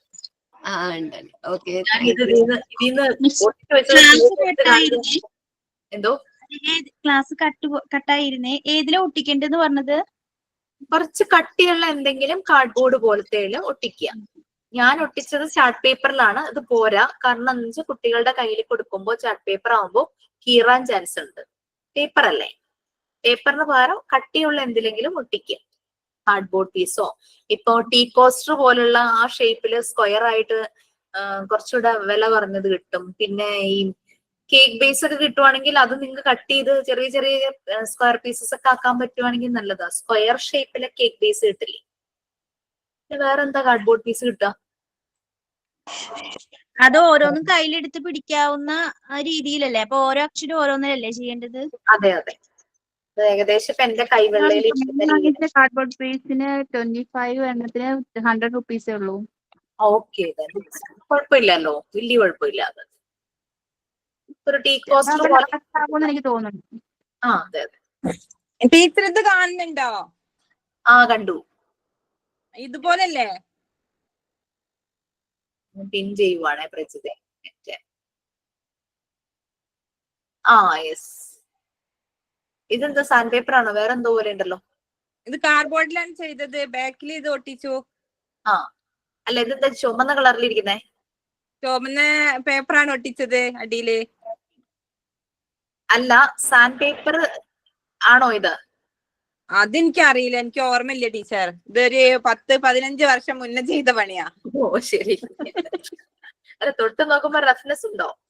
ഇല്ല, ഇത് കാർഡ്ബോർഡ്, മുകളിലുള്ള കാർഡ്ബോർഡ്, മറ്റേത് നൈസ് പേപ്പറാ. ആണോ? അപ്പൊ അത് സാൻഡ് പേപ്പർ. സാൻഡ് പേപ്പർ ആയിരിക്കും. വരച്ചിട്ട് കളർ കൊടുത്തത് എന്തുവാണ്? അതല്ല, കാർഡ്ബോർഡിൽ വെട്ടി. ആ കാർഡ്ബോർഡിൽ വെട്ടിയിട്ട് ബാക്കിൽ സാൻഡ് പേപ്പർ ഒട്ടിച്ചേ. ഓ, അത് സാൻഡ് പേപ്പർ അല്ലല്ലോ. സാൻഡ് പേപ്പർ അല്ലല്ലോ, ഇതെന്തോ റെഡ് കളർ ചെയ്തോ? ആ കളർ പേപ്പർ ആണിത്. ബാക്കാണിത്. ഈ വൈറ്റിന്റെ മുൻഭാഗം റെഡ് കളറാണ്. അക്ഷരങ്ങൾ വെട്ടിയേക്കുന്നത്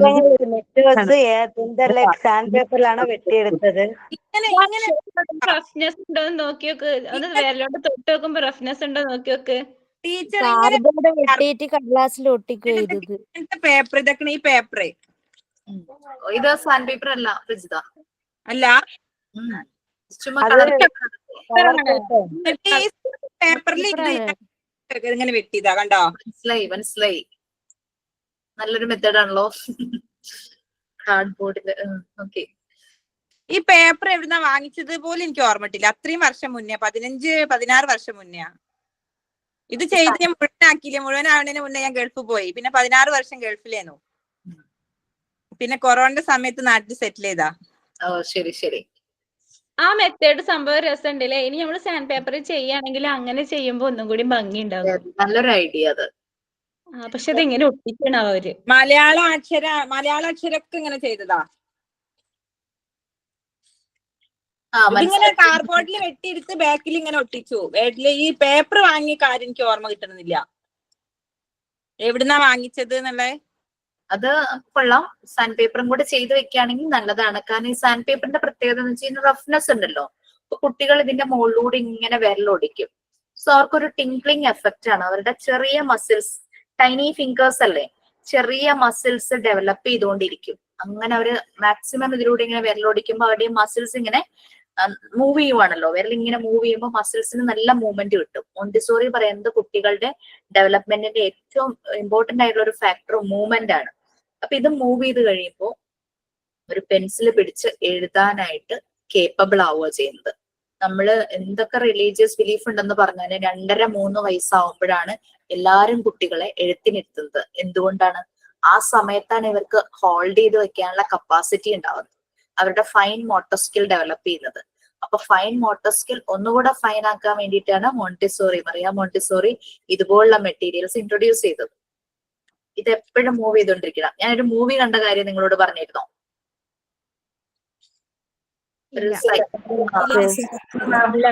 ഇവിടെ കുറച്ച് മെസ്സേജ് ഉണ്ട്, ഞാനതൊന്ന് നോക്കട്ടെ. എബ്രോഡ് ആണെങ്കിൽ എക്സാമിന്റെ ടൈമിൽ ഒരു ഇഷ്യൂ ഇല്ല, ഓൺലൈൻ എക്സാം ആണ്, ലൈവ് ആണെന്ന് മാത്രം. നിങ്ങളിപ്പോ മോക്ക് ടെസ്റ്റ് എഴുതുന്ന പോലെ എപ്പോഴെങ്കിലും എഴുതി സബ്മിഷൻ അല്ല. ഒരു ടൈം പറയുവാണെങ്കിൽ ആ ടൈമില് നിങ്ങൾക്ക് ടൈം തരും. ചിലപ്പോൾ എക്സ്ട്രാ ടൈം തരുമായിരിക്കും. എല്ലാവർക്കും നെറ്റ്വർക്ക് ഇഷ്യൂ വന്നാലോ എന്ന് വിചാരിച്ചിട്ട് അതില് വീഡിയോ ഓൺ ചെയ്തിട്ടായിരിക്കും എക്സാം എഴുതുന്നത്. ശരണ്യ എന്താ ചോദിക്കാനുള്ളത് ചോദിച്ചോളൂ. അനുപ്രിയ, പഴയ ബുക്കിന്റെ കവർ എടുക്കത്തില്ലേ? Yes, you can use that. പഴയ ബുക്കിന്റെ നല്ല കട്ടിയുള്ള കവർ ഉണ്ടാവില്ലേ, അത് ഉപയോഗിക്കാം ഈ കാർഡ്ബോർഡ് ഒട്ടിക്കാൻ വേണ്ടിയിട്ട്. ഞാൻ അല്ലാതെ ഫ്ലാഷ് കാർഡ് പോലെ ചെയ്തതെല്ലാം അതുപോലെ കാർഡ്ബോർഡിൽ ഒട്ടിച്ചിട്ടായിരുന്നു. പഴയ ഇങ്ങനെ ചില സാധനങ്ങളൊക്കെ വാങ്ങുമ്പോൾ ബോക്സ് ആയിട്ട് വരുമല്ലോ. ഇപ്പൊ പേനയൊക്കെ വാങ്ങുമ്പോൾ ബോക്സിൽ കിട്ടുന്ന പേന ആ കവറിന് ഇത്തിരി കട്ടി ഉണ്ടാവും, അതൊക്കെ ഉപയോഗിക്കാം. ശരണ്യ എന്താ ചോദിക്കാനുള്ളത്? ശരണ്യ സുന്ദർ. ഞാൻ ചോദിച്ചത് ക്ലിയർ ചെയ്തു മിസ്. അതിനു മുമ്പ് മെസ്സേജ് ചെയ്ത് കണ്ടില്ലായിരുന്നു. ഈ കാർഡ്ബോർഡിലല്ല ടീച്ചർ വെട്ടേണ്ടത്, കാർഡ്ബോർഡ് അല്ല വെട്ടിയെടുക്കേണ്ടത്. അതിന്റെ ബാക്കിൽ ഒട്ടിക്കല്ല വേണ്ടത്. സാൻഡ് പേപ്പർ ആണ് വെട്ടേണ്ടത്. ഒരു നല്ലൊരു ഐഡിയ തന്നെയാണ്. നമ്മളെല്ലാരും ഇവിടെ ചെയ്തത് സാൻഡ് പേപ്പറിൽ കഷ്ടപ്പെട്ടിരുന്ന് വെട്ടി എന്നിട്ട് കാർഡ്ബോർഡിൽ ഒട്ടിച്ചു. പ്രജിത ചെയ്തത് എന്താന്ന് വെച്ച് കഴിഞ്ഞാൽ കാർഡ്ബോർഡിൽ ആ ഷേപ്പ് ഒട്ടിച്ചിട്ട് അതിന്റെ മുകളില് ഈ സാൻഡ് പേപ്പർ വെച്ച് അത് കട്ട് ചെയ്തു. അപ്പൊ അത് കുറച്ചുകൂടെ പെർഫെക്റ്റ് ആയി, ഷേപ്പ് നന്നായി. എന്റെയൊക്കെ യു നോക്കിക്കഴിഞ്ഞാൽ ഇവിടെയൊക്കെ ഒരുമാതിരി ഷേപ്പ് ആയിട്ടുണ്ട്. നല്ല പെർഫെക്ഷൻ പ്രജിത ചെയ്ത മെത്തേഡില് ലെറ്റേഴ്സ് പെർഫെക്റ്റ് ആവുന്നു. അതൊന്ന് നോക്കി നോക്കാം. ഇനി ചെയ്യാൻ ഇരിക്കണവർ അങ്ങനെ നോക്കി നോക്കാം. ഇത് ആക്സം ബ്ലേഡ് പറഞ്ഞ സാധനം ആ ബ്ലേഡ് എടുത്ത് ഇങ്ങനെ വെട്ടിയാൽ മതി കാർഡ്ബോർഡ്. ആദ്യം പെൻസിൽ വെച്ച് വരയ്ക്കണം. എന്നിട്ട് വരച്ചതിന് ശേഷം വേണത് വെട്ടാന്. എന്നിട്ട് പിന്നെ ബാക്കിൽ ഒട്ടിച്ചെടുത്താൽ മതി. ഒരു എന്താ കട്ടിങ് ആ ഒരു ഇത് കട്ട് ചെയ്യുന്ന അതില്ലേ വൃത്തിയായിട്ട് കട്ട് ചെയ്യണം. ആക്സോ ബ്ലേഡ് പോലത്തെ കുഞ്ഞു സാധനം.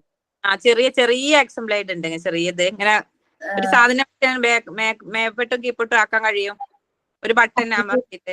ഇവിടെ സാൻഡ് പേപ്പർ ഏത് വശയും പറ്റുമെന്ന് ചോദിച്ചു. സാൻഡ് പേപ്പറിന്റെ ബാക്കാണ് നമ്മൾ ഒട്ടിക്കുന്നത്. ഞാനിപ്പം ദീപിയെ കാണിക്കാൻ വേണ്ടിയിട്ട് ഇതൊന്നും കീറി എടുക്കാൻ നോക്കിയിട്ട് അത് കീറി വരുന്നില്ല. ഒരു 2018 ചെയ്തു വെച്ചതാ. അത് കീറാൻ നോക്കിയിട്ട് തന്നെ ഭയങ്കര ബുദ്ധിമുട്ട്. ചാർട്ട് പേപ്പർ അതിനകത്തേക്ക് ഒട്ടി ഏത് പശ വെച്ചിട്ടാ മിസ് അത് ഒട്ടിച്ചത്? പശയാണെന്ന് എനിക്ക് ഓർമ്മയില്ല. ഫെവിബോണ്ടാന്ന് തോന്നുന്നു. മഞ്ഞ കളറുള്ള പശയാണോ?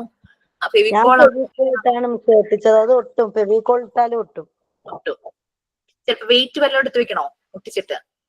വേണ്ട, അത് ഉണങ്ങാനായിട്ട് കുറച്ചു നേരം വെച്ചിരിക്കുമ്പോൾ തന്നെ അത് ഒട്ടിക്കൊള്ളും. മാം, എന്റെ മോള് ഇതേപോലെ സ്കൂൾ LKG പഠിക്കുന്ന സമയത്തേ അവർക്ക് ഇതേപോലെ ഫ്ലാഷ് കാർഡ് പോലെ ഉണ്ടാക്കിയിട്ട് വിവിധ തരം സാൻഡുകൾ വെച്ചിട്ട് ആ ലെറ്റേഴ്സിൽ ഇടാനുണ്ടായിരുന്നു. അവർക്ക് ഭയങ്കര ഇഷ്ടമായിരുന്നു ആ വർക്ക്. കാരണം ആ മണ്ണും ഇങ്ങനെ ഇതായിക്കൊണ്ടിരിക്കുമ്പോ അവർക്ക് ഇങ്ങനെ പേസ്റ്റ് ചെയ്യാനായിട്ട് ഭയങ്കര ഇഷ്ടമായിരുന്നു. അത് നമ്മ ഇങ്ങനെ കടലിന്റെ അടുത്തുള്ള മണ്ണ്, പുഴയുടെ അടുത്തുള്ള മണ്ണ്, അങ്ങനെ നല്ല ക്ലീൻ ആയ മണ്ണ് മാത്രമേ കൊടുക്കാൻ പാടുള്ളൂ എന്ന് പറഞ്ഞു. ആ മണ്ണ് വെച്ച് ചെയ്യുമ്പോൾ ഒരു പേസ്റ്റ് ചെയ്യാൻ ഭയങ്കര ഇഷ്ടമായിരുന്നു. ആ മണ്ണ് ഇങ്ങനെ വെച്ചിട്ട് ഇങ്ങനെ ആ വിരലുകളോട് ഇങ്ങനെ പ്രസ് ചെയ്യാനായിട്ട് ഭയങ്കര ഇഷ്ടമായിരുന്നു. ഓക്കെ, ഈ ക്ലാസ്സിലാണോ പറഞ്ഞത് കുട്ടികളുടെ ഹാൻഡ് റൈറ്റിംഗ് ശരിയാക്കാൻ വേണ്ടിയിട്ട് മണ്ണിൽ എഴുതിച്ചത്? ഒരു പാരന്റ്, നമ്മുടെ ഒരു ട്രെയിനി ഈ ക്ലാസ്സിലല്ലായിരുന്നു? നമ്മുടെ ഒരു ബാച്ചിൽ ആണോ? ക്ലാസ്സിൽ നമ്മുടെ ബാച്ചിൽ ഒരു കുട്ടിയുടെ 2 മക്കളുടെ ഹാൻഡ് റൈറ്റിംഗ് മോശമായിരുന്നു. ഇവരുടെ ഹാൻഡ് റൈറ്റിംഗ് ശരിയാക്കാനായിട്ട് ഈ കുട്ടിയുടെ അമ്മ എന്ത് ചെയ്തു? അവർക്ക് ഈ കോസ്റ്റൽ ഏരിയയിലാന്ന് തോന്നുന്നു. അപ്പൊ ആ മണലെടുത്ത് കഴുകി അരിച്ച് കഴുകി നല്ല ക്ലീൻ ആക്കിയിട്ട് അതിങ്ങനെ ഫ്രണ്ട് സിറ്റ് ഔട്ടിൽ ഇങ്ങനെ വിരിച്ചു കൊടുത്തു എന്ന്. 2 കുട്ടികളോട് അതിന് എഴുതാൻ പറഞ്ഞു. അങ്ങനെ കുട്ടികൾ അതിൽ എഴുതി നല്ല ഭംഗിയുള്ള ഹാൻഡ് റൈറ്റിംഗ് അവരുടെ. സ്കൂളിൽ നിന്ന് ടീച്ചേഴ്സ് ചോദിച്ചു, അവര് വീട്ടിൽ നിന്ന് ഓരോന്ന് എഴുതിക്കൊണ്ട് വരുമ്പോ അമ്മ എഴുതി തരുന്നതാണോ എന്നൊക്കെ ചോദിച്ചു. അമ്മയെ വിളിപ്പിക്കുകയൊക്കെ ചെയ്തു. അപ്പൊ ആ മണ്ണിന്റെ സാൻഡ് അല്ലേ, അതേ എഫക്റ്റ് തന്നെയാണ് നമ്മുടെ സാൻഡ് പേപ്പർ. അതിലൂടെ ഇങ്ങനെ ഇവര് ഈ സാൻഡിലൂടെ ഇങ്ങനെ വിരലിങ്ങനെ ഓടിച്ചു മണ്ണിൽ എഴുതി അവരുടെ ഫൈൻ മോട്ടോർ സ്കിൽസ് നല്ല രീതിയിൽ ഡെവലപ്പായി. കാർഡ്ബോർഡിന് പകരം ചാർട്ട് പേപ്പറിൽ വെട്ടിയിട്ട് സാൻഡ് പേപ്പറിൽ സ്റ്റിക്ക് ചെയ്താലും മതിയല്ലോ. ഞാൻ ചാർട്ട് പേപ്പറിലാണ് ഒട്ടിച്ചു വെച്ചത്.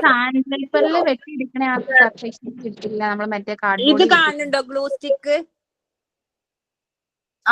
യെസ്, ഇതുകൊണ്ട് ഒട്ടുന്നുണ്ട് ട്ടാ. ആണോ? ഗ്ലൂ സ്റ്റിക്ക് കുറച്ചുകൂടെ നേരത്തെ പിടിക്കും, ഞാൻ കാണുന്നില്ല.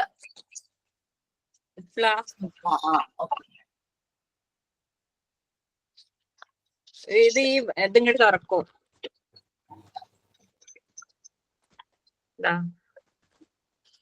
ഓക്കെ, സോ നമ്മൾ കുറെ കാര്യങ്ങൾ ഇത് ഡിസ്കസ് ചെയ്തു. അപ്പൊ നിങ്ങൾക്ക് ഒരു ഐഡിയ കിട്ടിയല്ലോ സാൻഡ് പേപ്പർ. ഇപ്പൊ പ്രജിയുടെ ഐഡിയ വെച്ചിട്ടും സാൻഡ് പേപ്പർ ഒന്ന് കട്ട് ചെയ്ത് നോക്കാം എന്നൊക്കെ എല്ലാവരും ഇവിടെ പറയുന്നുണ്ടായിരുന്നു.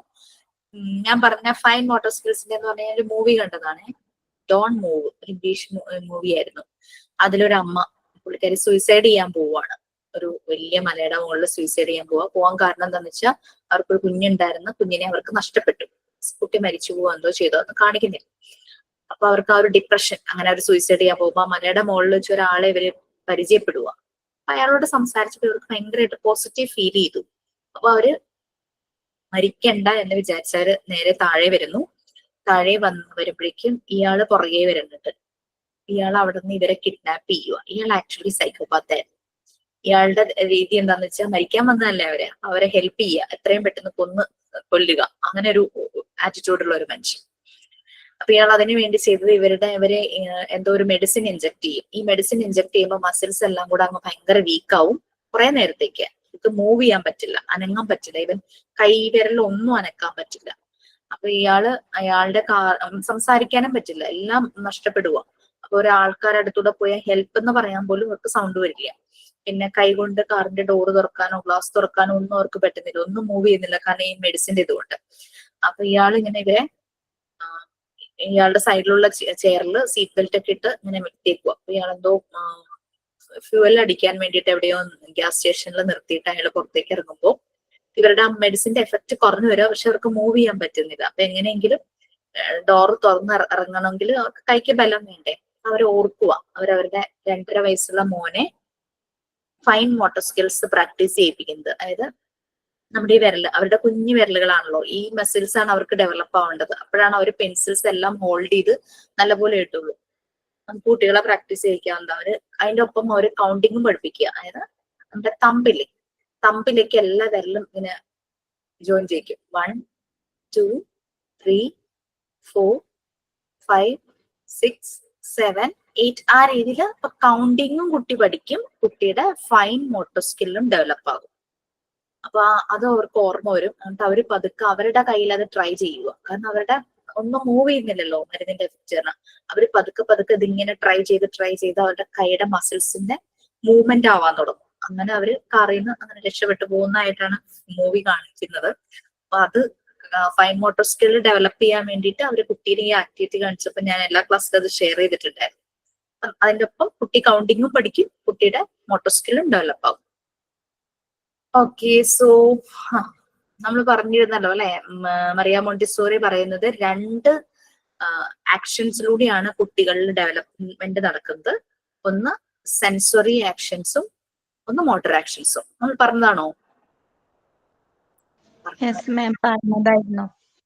ഈ 2 എണ്ണമാണ് കുട്ടിയുടെ ഡെവലപ്മെന്റിന് ഏറ്റവും ഇമ്പോർട്ടന്റ് ആയിട്ടുള്ള 2 ഫാക്ടേഴ്സ്. പിന്നെ നമ്മൾ മറിയ മോണ്ടിസോറി കുറെ കാര്യങ്ങൾ പറഞ്ഞു.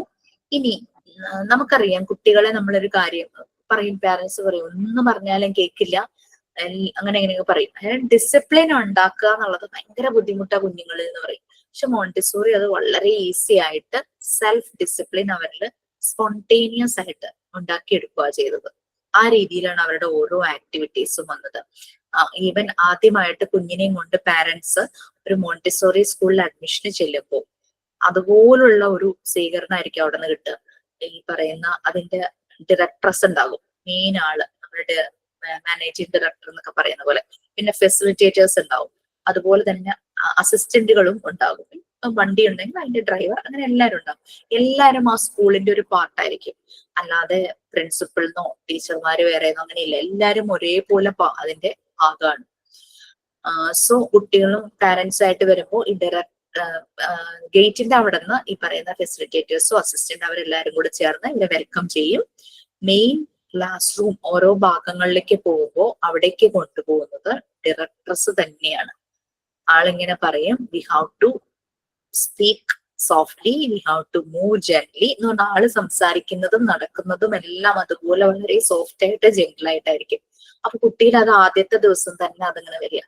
പിന്നെ അവിടെ ഇരിക്കുന്ന മെറ്റീരിയൽസ് ഒക്കെ കാണിച്ചു കൊടുക്കുമ്പോഴേക്കും പറയും എല്ലാം നമ്മുടെ തന്നെയാണ്, ഓൾ അവേഴ്സ് എന്നുള്ള രീതിയിൽ തന്നെ ഇൻട്രൊഡ്യൂസ് ചെയ്യും.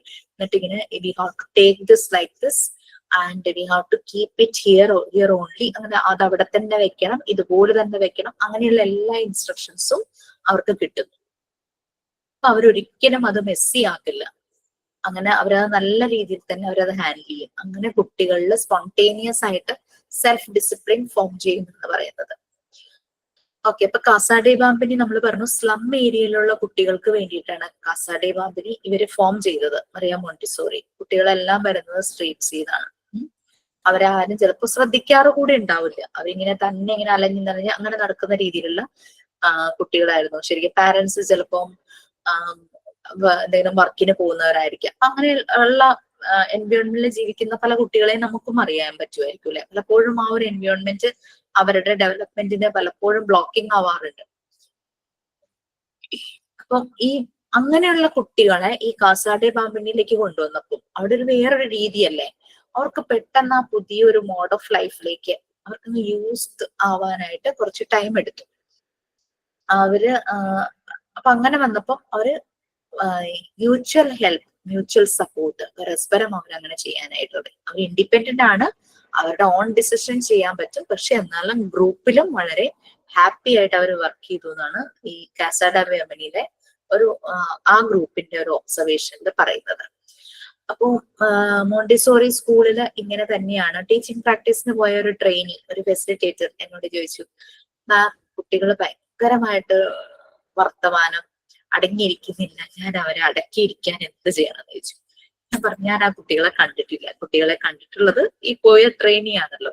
സോ നമുക്ക് തന്നെ വരണോ അത്, ഇവരെ അടക്കിയിരുത്താൻ ഞാൻ എന്ത് മെത്തേഡ് ഓപ്റ്റ് ചെയ്യണം? ഇതൊക്കെ തുടക്കം ചെന്നപ്പോഴേക്കും ഒരു കൺഫ്യൂഷൻ ആയതാ. First day maybe second day, but ഒരു 1 വീക്ക് ഒക്കെ കഴിഞ്ഞപ്പോ ഉള്ള റെസ്പോൺസ് എൻറ്റയർലി ഡിഫറെന്റ് ആയിരുന്നു. ഭയങ്കര പോസിറ്റീവ് ആയിരുന്നു, ഭയങ്കര ലവിങ് ആണ് അവര്, അങ്ങനെയാണ് ഇങ്ങനെയാണ്, എനിക്ക് ഭയങ്കര അവിടെ നിന്ന് പോരാൻ തോന്നുന്നില്ല. ലൈക്ക് ടീച്ചർ പറയണ എന്താന്ന് വെച്ച് കഴിഞ്ഞാല് ചെന്ന് ഇത് നല്ല രീതിയിൽ ചെയ്യാനായിട്ടൊന്നും ഇപ്പൊ HM വാച്ച് ചെയ്യുന്നു ക്ലാസ് എടുക്കുമ്പോ ഇതിലേക്ക് പോകും, പക്ഷെ ഇവര് അറിയണില്ല HM ശ്രദ്ധിക്കുന്നുണ്ട് എന്നുള്ളത്. അപ്പൊ ഈ സബ്ജക്ട്സുകൾ എടുത്തോണ്ടിരുന്ന മറ്റ് ടീച്ചർ ഉണ്ടല്ലോ, മെയിൻ ടീച്ചർ ഉണ്ടായിരുന്നു, അവര് മാറി തന്നിട്ടാണല്ലോ ഇത് ആക്ടിവിറ്റീസ് എല്ലാം നമ്മളുടെ ട്രെയിനി ചെയ്യുന്നത്. അപ്പം നമ്മുടെ ട്രെയിനി വന്ന് നല്ല രീതിയിൽ ചെയ്യാൻ തുടങ്ങിയപ്പം ഈ ടീച്ചർ ലീവ് എടുക്കാൻ തുടങ്ങി എന്ന് പറയണ്ടേ. അപ്പൊ അവിടെ വേക്കൻസി വരുവാണെങ്കിൽ നമ്മൾ കൺസിഡർ ചെയ്യാൻ വിളിക്കാം എന്നൊക്കെ പറഞ്ഞു. അപ്പൊ 2 മന്ത്സിന് വേണ്ടിയിട്ടാണ് പോയത്. ബട്ട് 2 മന്ത്സ് അല്ല, സ്കൂളിലുള്ള അത്രയും ഈ അക്കാദമിക് ഇയർ സ്കൂളിലുള്ള ദിവസങ്ങളിൽ മുഴുവനും വരണം എന്നൊക്കെ പറഞ്ഞു. അങ്ങനെ കുട്ടികൾക്കും KG മാത്രമാണ് കൊടുത്തത്. ഒരു 3 വീക്സ് ഒക്കെ കഴിഞ്ഞപ്പോഴേക്കും 4th സ്റ്റാൻഡേർഡ് വരെ കൊടുത്തു. So that's a difference. Montessori മെത്തേഡിന്റെ ഒരു ഡിഫറൻസ് ആണത്. ഓക്കെ, സോ നമ്മള് സ്പോണ്ടേനിയസ് ഡിസിപ്ലിൻ പറഞ്ഞു. Next Montessori's work afterwards. ഇത് ഒന്ന് വേണമെങ്കിൽ വായിച്ചോളൂ. ഞാൻ ഇതിലെ കണ്ടന്റ് ഒന്ന് പറഞ്ഞു. ആരെങ്കിലും വായിക്കാൻ ഇൻട്രസ്റ്റ് ഉണ്ടെങ്കിൽ സ്പോണ്ടേനിയസ് സെൽഫ് ഡിസിപ്ലിൻ ഒന്ന് വായിച്ചു. ഞാൻ വായിക്കട്ടെ. The children that came to Kasadi Bambini were children from the street. Nobody cured them and they were hot and cared for. Their parents were working and the aim was to keep their children off the streets. But after some week, the children got used to this new mode of life. They helped and gave each other moral support. They were independent and could make their own decision. They worked harmoniously in groups. Yes. അതൊരു സ്ട്രീറ്റിൽ നിന്ന് വന്ന കുട്ടികളായിരുന്നു, slum area. അവിടെ എന്ന് പറഞ്ഞു കഴിഞ്ഞാല് ലൈവ്ലിഹുഡിന് വേണ്ടിയിട്ട് parents എല്ലാം പല ജോലികൾക്ക് പോകുന്നതാ. ഈ കുട്ടികൾ ഇങ്ങനെ അലഞ്ഞു തിരിഞ്ഞിങ്ങനെ നടക്കും സ്ട്രീറ്റിലൂടെ. അപ്പൊ അവരെ ഒന്ന് ടേക്ക് കെയർ ചെയ്യണം. അതിന് വേണ്ടിയിട്ടാണ് മോണ്ടിസോറിയുടെ അടുത്ത് അതോറിറ്റീസ് അവർക്ക് വേണ്ടിയിട്ടൊരു സ്കൂള് പറഞ്ഞത്. പാരന്റ്സിനും ഒരു സമാധാനം. അവരിങ്ങനെ ജോലിക്ക് പോകുമ്പോൾ കുട്ടികൾ അലഞ്ഞു തിരിഞ്ഞ് അങ്ങനെ വേറെ പല കാര്യങ്ങളിലേക്കും പോവില്ല. കുട്ടികൾ സേഫ് ആയിട്ടൊരു സ്ഥലത്ത് ഉണ്ടാവുമല്ലോ. ഫസ്റ്റ് കുട്ടികൾക്ക് ഈ ഒരു മോഡ് ഓഫ് ലൈഫ് അവർക്ക് ഭയങ്കര ഒരു പാടായിരുന്നു. കാരണം അവരെപ്പോഴും ഫുൾ ഇങ്ങനെ അവിടെ ഓടി നടക്കുക, ചാടി നടക്കുക, അങ്ങനെയൊക്കെ ഉള്ളതാണല്ലോ. പക്ഷെ പിന്നീട് അവരത് യൂസ്ഡ് ടു ആയി. അവർ പരസ്പരം സപ്പോർട്ട് ചെയ്യാൻ തുടങ്ങി. സ്ട്രീറ്റിൽ മേ ബി അവർ തമ്മിൽ ഭയങ്കര അടി വഴക്ക് ബഹളമൊക്കെ ഉണ്ടാവുമായിരിക്കും. പക്ഷെ ഇവിടുത്തെ ഒരു എൻവയോൺമെന്റ് അവരിൽ ചേഞ്ചസ് വരുത്തുക ചെയ്തത്. അവർ ഇൻഡിപെൻഡന്റ് തന്നെയാണ്, പക്ഷെ ഗ്രൂപ്പിൽ വരുമ്പോൾ അവർ ഹാർമോണിയസ്ലി ഭയങ്കര ഹാപ്പി ആയിട്ട് തന്നെ അവരവരുടെ കാര്യങ്ങൾ ചെയ്യും. Okay, next Montessori works after words. ഇത് നമുക്ക് തുടങ്ങി കഴിഞ്ഞ് കഴിഞ്ഞാൽ തീർക്കാൻ സമയമില്ല, കാരണം എനിക്ക് 1:30 വേറെ ക്ലാസ് ഉണ്ട്. സോ ഇത് നിങ്ങൾക്ക് വേറെ എന്തെങ്കിലും റിലേറ്റഡ് ഡൗട്ട്സ് ഉണ്ടെങ്കിൽ നമുക്ക് അതങ്ങ് ക്ലിയർ ചെയ്തിട്ട് പോവാം. മെസ്സേജസ് ഉണ്ടോ? എല്ലാ മെസ്സേജും ഞാൻ ക്ലിയർ ചെയ്തു എന്നിട്ടൊരു ഓർമ്മ. കാർഡ്ബോർഡിന് പകരം ചാർട്ട് പേപ്പറിൽ വെട്ടിയിട്ട് എനിക്ക് ഇത് ക്ലിയർ ആയില്ല. ഷെഹന, കാർഡ്ബോർഡിന് പകരം ചാർട്ട് പേപ്പറിൽ വെട്ടിയിട്ട് സാൻഡ് പേപ്പറിൽ സ്റ്റിക്ക് ചെയ്താലും മതിയല്ലോ. അതെന്തായിരുന്നു, ഒന്ന് ക്ലിയർ ചെയ്യാമോ? സാൻഡ് പേപ്പറിലാണ് ലെറ്റേഴ്സ് വെട്ടേണ്ടത്. എന്നിട്ട് നമ്മൾ അതിനെ സെക്യൂർ ആക്കാനായിട്ട് ഇത്തിരി കട്ടിയുള്ള എന്തെങ്കിലും ഒട്ടിക്കും. അത് മാം ഇപ്പൊ കാണിച്ചില്ലേ, കാർഡ് പേപ്പറിലായിട്ട് ഇത് വെട്ടുന്നത് കാണിച്ചില്ലേ? എന്നിട്ട് അതിന് ചാർട്ട് പേപ്പർ വെച്ചേക്കുന്നത്. ബാക്കിലല്ലേ ചാർട്ട് പേപ്പർ ഒട്ടിച്ചേക്കുന്നത്, അതിന്റെ കളർ പേപ്പർ ഒട്ടിച്ചേക്കുന്നത്. അപ്പൊ അത് ആ ഫ്രണ്ട് കാർഡ്ബോർഡിന് പകരം ചാർട്ട് പേപ്പർ ആകുമ്പോൾ ഈസി ആയിട്ട് വെട്ടിയെടുക്കാനും പറ്റുമല്ലോ.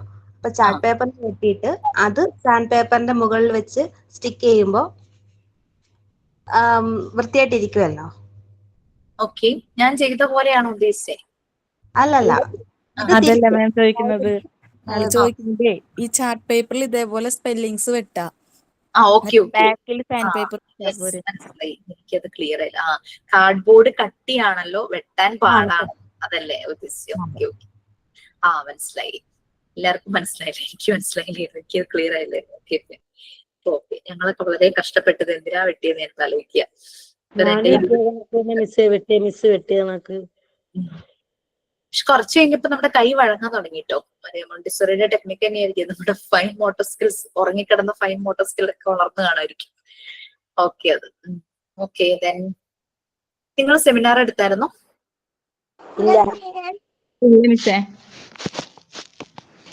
ഞാൻ സെമിനാർ കൊടുത്തിരുന്നത് വേറൊന്നുമല്ല, നമ്മളുടെ ടോപ്പിക്കുമായിട്ട് കണക്റ്റഡ് ആവുന്ന രീതിയിൽ ഒരു വ്യക്തിത്വമായിരുന്നു. നമ്മൾ പറഞ്ഞു സെൻസസ് യൂസ് ചെയ്ത് കുട്ടികളുടെ ഡെവലപ്മെന്റ് നടക്കുന്നു എന്ന്. അതായത് ഇപ്പൊ ഏതെങ്കിലും ഒരു സെൻസ് ഡീഫോർമേഷൻ ഉള്ള കുട്ടി, ലൈക്ക് ബ്ലൈൻഡ് ആയിട്ടുള്ള ഒരു കുട്ടി, അവന്റെ വേറെ ഏതെങ്കിലും ഷാർപ്പ് ആയിരിക്കും, വേറൊരു സെൻസ് ഓഡിറ്ററി ആയിരിക്കും ഷാർപ്പ്, ടച്ച് ഭയങ്കര ഷാർപ്പ് ആയിരിക്കും.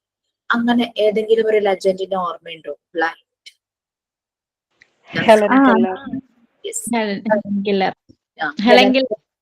ഹെലൻ കെല്ലറിനെ നമ്മൾ എല്ലാവരും ഇപ്പൊ പെട്ടെന്ന് തന്നെ നിങ്ങൾ അത് പറഞ്ഞു, പ്രോംപ്റ്റ് ആയിട്ടുള്ള റെസ്പോൺസ് ആയിരുന്നു. അത്രയും അവരെ തിരിച്ചറിയാവുന്ന രീതിയിൽ അവരെ ആക്കിയെടുത്തത് ആരായിരുന്നു?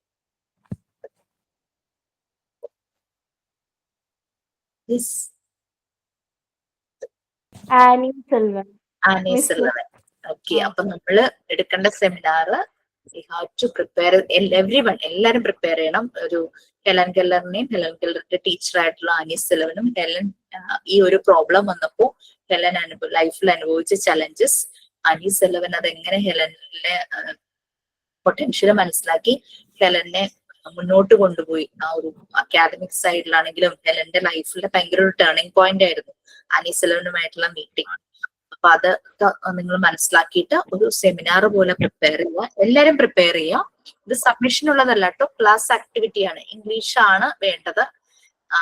ഇംഗ്ലീഷിൽ പ്രസന്റ് ചെയ്യൂ. നിങ്ങൾക്ക് എന്നിട്ട് കുറെ കൂടെ ഐഡിയാസ് മലയാളത്തിലാണ് എനിക്ക് വരുന്നെങ്കിൽ ലാസ്റ്റ് മലയാളം ഒന്ന് ആഡ് ചെയ്താൽ മതി. ഓക്കെ മാം, എല്ലാരും ഹെലൻ കെല്ലർ തന്നെ ആണോ ചെയ്യണ്ടേ? എല്ലാരും ഒരാളെ പറ്റി തന്നെ പ്രിപ്പയർ ചെയ്ത് വെക്കുക. എന്നിട്ട് നമുക്ക് ക്ലാസ്സിൽ ഒരാളായിരിക്കും പ്രസന്റ് ചെയ്യുക, പക്ഷെ ചിലര് ചിലപ്പോ കൂടുതൽ ഇൻട്രസ്റ്റിംഗ് ആയിട്ടുള്ള പോയിന്റ്സ് ഇത് പറയണ്ടാവും. അപ്പൊ അവര് ആഡ് ചെയ്യാം, കൂടുതലായിട്ട് അവർ എഴുതിയ കാര്യങ്ങളൊക്കെ ആഡ് ചെയ്യാം. നമുക്ക് എല്ലാവർക്കും ഉള്ള സമയമില്ലല്ലോ പ്രസന്റ് ചെയ്യാനായിട്ട്, അതുകൊണ്ട് അങ്ങനെ പറഞ്ഞത്. മാം, ചൈൽഡ്ഹുഡിന്റെയും അതേപോലെ എന്താണ് ആനി സെൽവനെ മീറ്റ് ചെയ്ത ശേഷമുള്ള അങ്ങനത്തെ ഇതാണോ എഴുതേണ്ടത്? അതെ അതെ, ഹെലന്റെ ഈ പ്രശ്നം വന്നു, ഹെലൻ അനുഭവിച്ച ബുദ്ധിമുട്ടുകൾ, ചലഞ്ചസ്, അതിനുശേഷം ആനി സെൽവൻ വരാനുണ്ടായ സാഹചര്യം, write about the life and challenges of Helen Keller. അതാണ് നമ്മുടെ ടോപ്പിക്. ഹെലനെ സഹായിച്ച സപ്പോർട്ട് ചെയ്ത ടീച്ചർ ആനി സെൽവൻ. അതായത് ആ ഒരു ടീച്ചർ സ്റ്റുഡന്റ് ബോണ്ടിങ്, അതാണ് നമ്മൾ കൂടുതലായിട്ട് പറയേണ്ടത്. പിന്നെ ഹെലൻ ആ കുഞ്ഞു വരുന്ന സമയത്ത് ഹെലൻ ഇങ്ങനെ സംസാരിക്കാൻ ചെവിയും കേൾക്കില്ല, കണ്ണും കാണാത്ത സംസാരം കുറഞ്ഞു. അപ്പൊ ഹെലൻ ഭയങ്കര ഫ്രസ്ട്രേറ്റഡ് ആയി. കാരണം ജനിക്കുമ്പോഴേ അങ്ങനെയല്ല, ഹെലൻ ഒരു മെനിഞ്ചൈറ്റിസ് വന്ന് അങ്ങനെ സംഭവിക്കുന്നതാണ് മാസങ്ങളായ സമയത്ത്. അപ്പൊ ഹെലൻ കമ്മ്യൂണിക്കേറ്റ് ചെയ്തത്, ഹെലന്റെ ഒരു കസിൻ ഉണ്ടായിരുന്നു മാർത്ത, 7 വയസ്സായിരുന്നു മാർത്തയ്ക്ക് ആ സമയത്ത്. മാർത്തയായിട്ട് ഹെലൻ ഭയങ്കര ഫ്ലെക്സിബിൾ ആയിരുന്നു. ഹെലൻ കുറച്ചുകൂടെ റിലാക്സ്ഡ് ആവുമായിരുന്നു മാർത്തയായിട്ട് കമ്മ്യൂണിക്കേറ്റ് ചെയ്യുമ്പോൾ. അപ്പൊ അതൊക്കെ എഴുതാം നിങ്ങൾക്ക്. ടോപ്പിക് ഇതാണ്, write about the life story of Helen Keller. അതില് ഹെലന്റെ ജീവിതത്തിന്റെ ഏറിയ പങ്കും കൂടെ ഉണ്ടായിരുന്ന ആള് ഹെലന്റെ ടീച്ചർ ആനി സെൽവൻ ആണ്. അപ്പൊ അത് ഇമ്പോർട്ടൻസ് ഉണ്ട്. ഓക്കെ, ദെൻ വൈൻഡപ്പ് ചെയ്യാം. സൈൻ ഔട്ട് ചെയ്യാൻ ആരെങ്കിലും ഉണ്ടോ? എനിവൺ?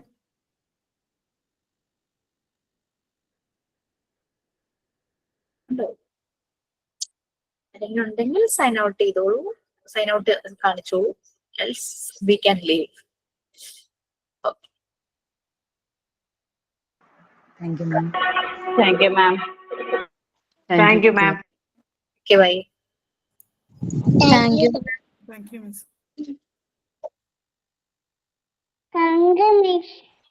ഹായ്. അങ്ങയുടെ ഒരു ക്ലാസ് എനിക്ക് വേണോ? Thank you ma'am. Thank you, ma'am. Thank you. Bye. Thank you ma'am. Miss Seetha ഡോക്ടറുടെ ഒരു ഫേമസ് സീത ഡോക്ടർ ഒരു ഗൈനക്കോളജിസ്റ്റ്. എവിടത്തെ സീത ഡോക്ടർ ഏത് നാട്ടിലെ? ഇത് നാട്ടിലെ എനിക്ക് അറിയത്തില്ല. പിന്നെ നല്ലൊരു ഡോക്ടർ ശരിക്കും ആ ഡോക്ടർ ഞാൻ യൂട്യൂബിലുണ്ട്. യൂട്യൂബിൽ യൂട്യൂബിലുണ്ട്, ചാനലുണ്ട് സീത. സീത ഞാൻ ഗൈനക്കോളജിസ്റ്റ് ആണ്. Mind body tonic.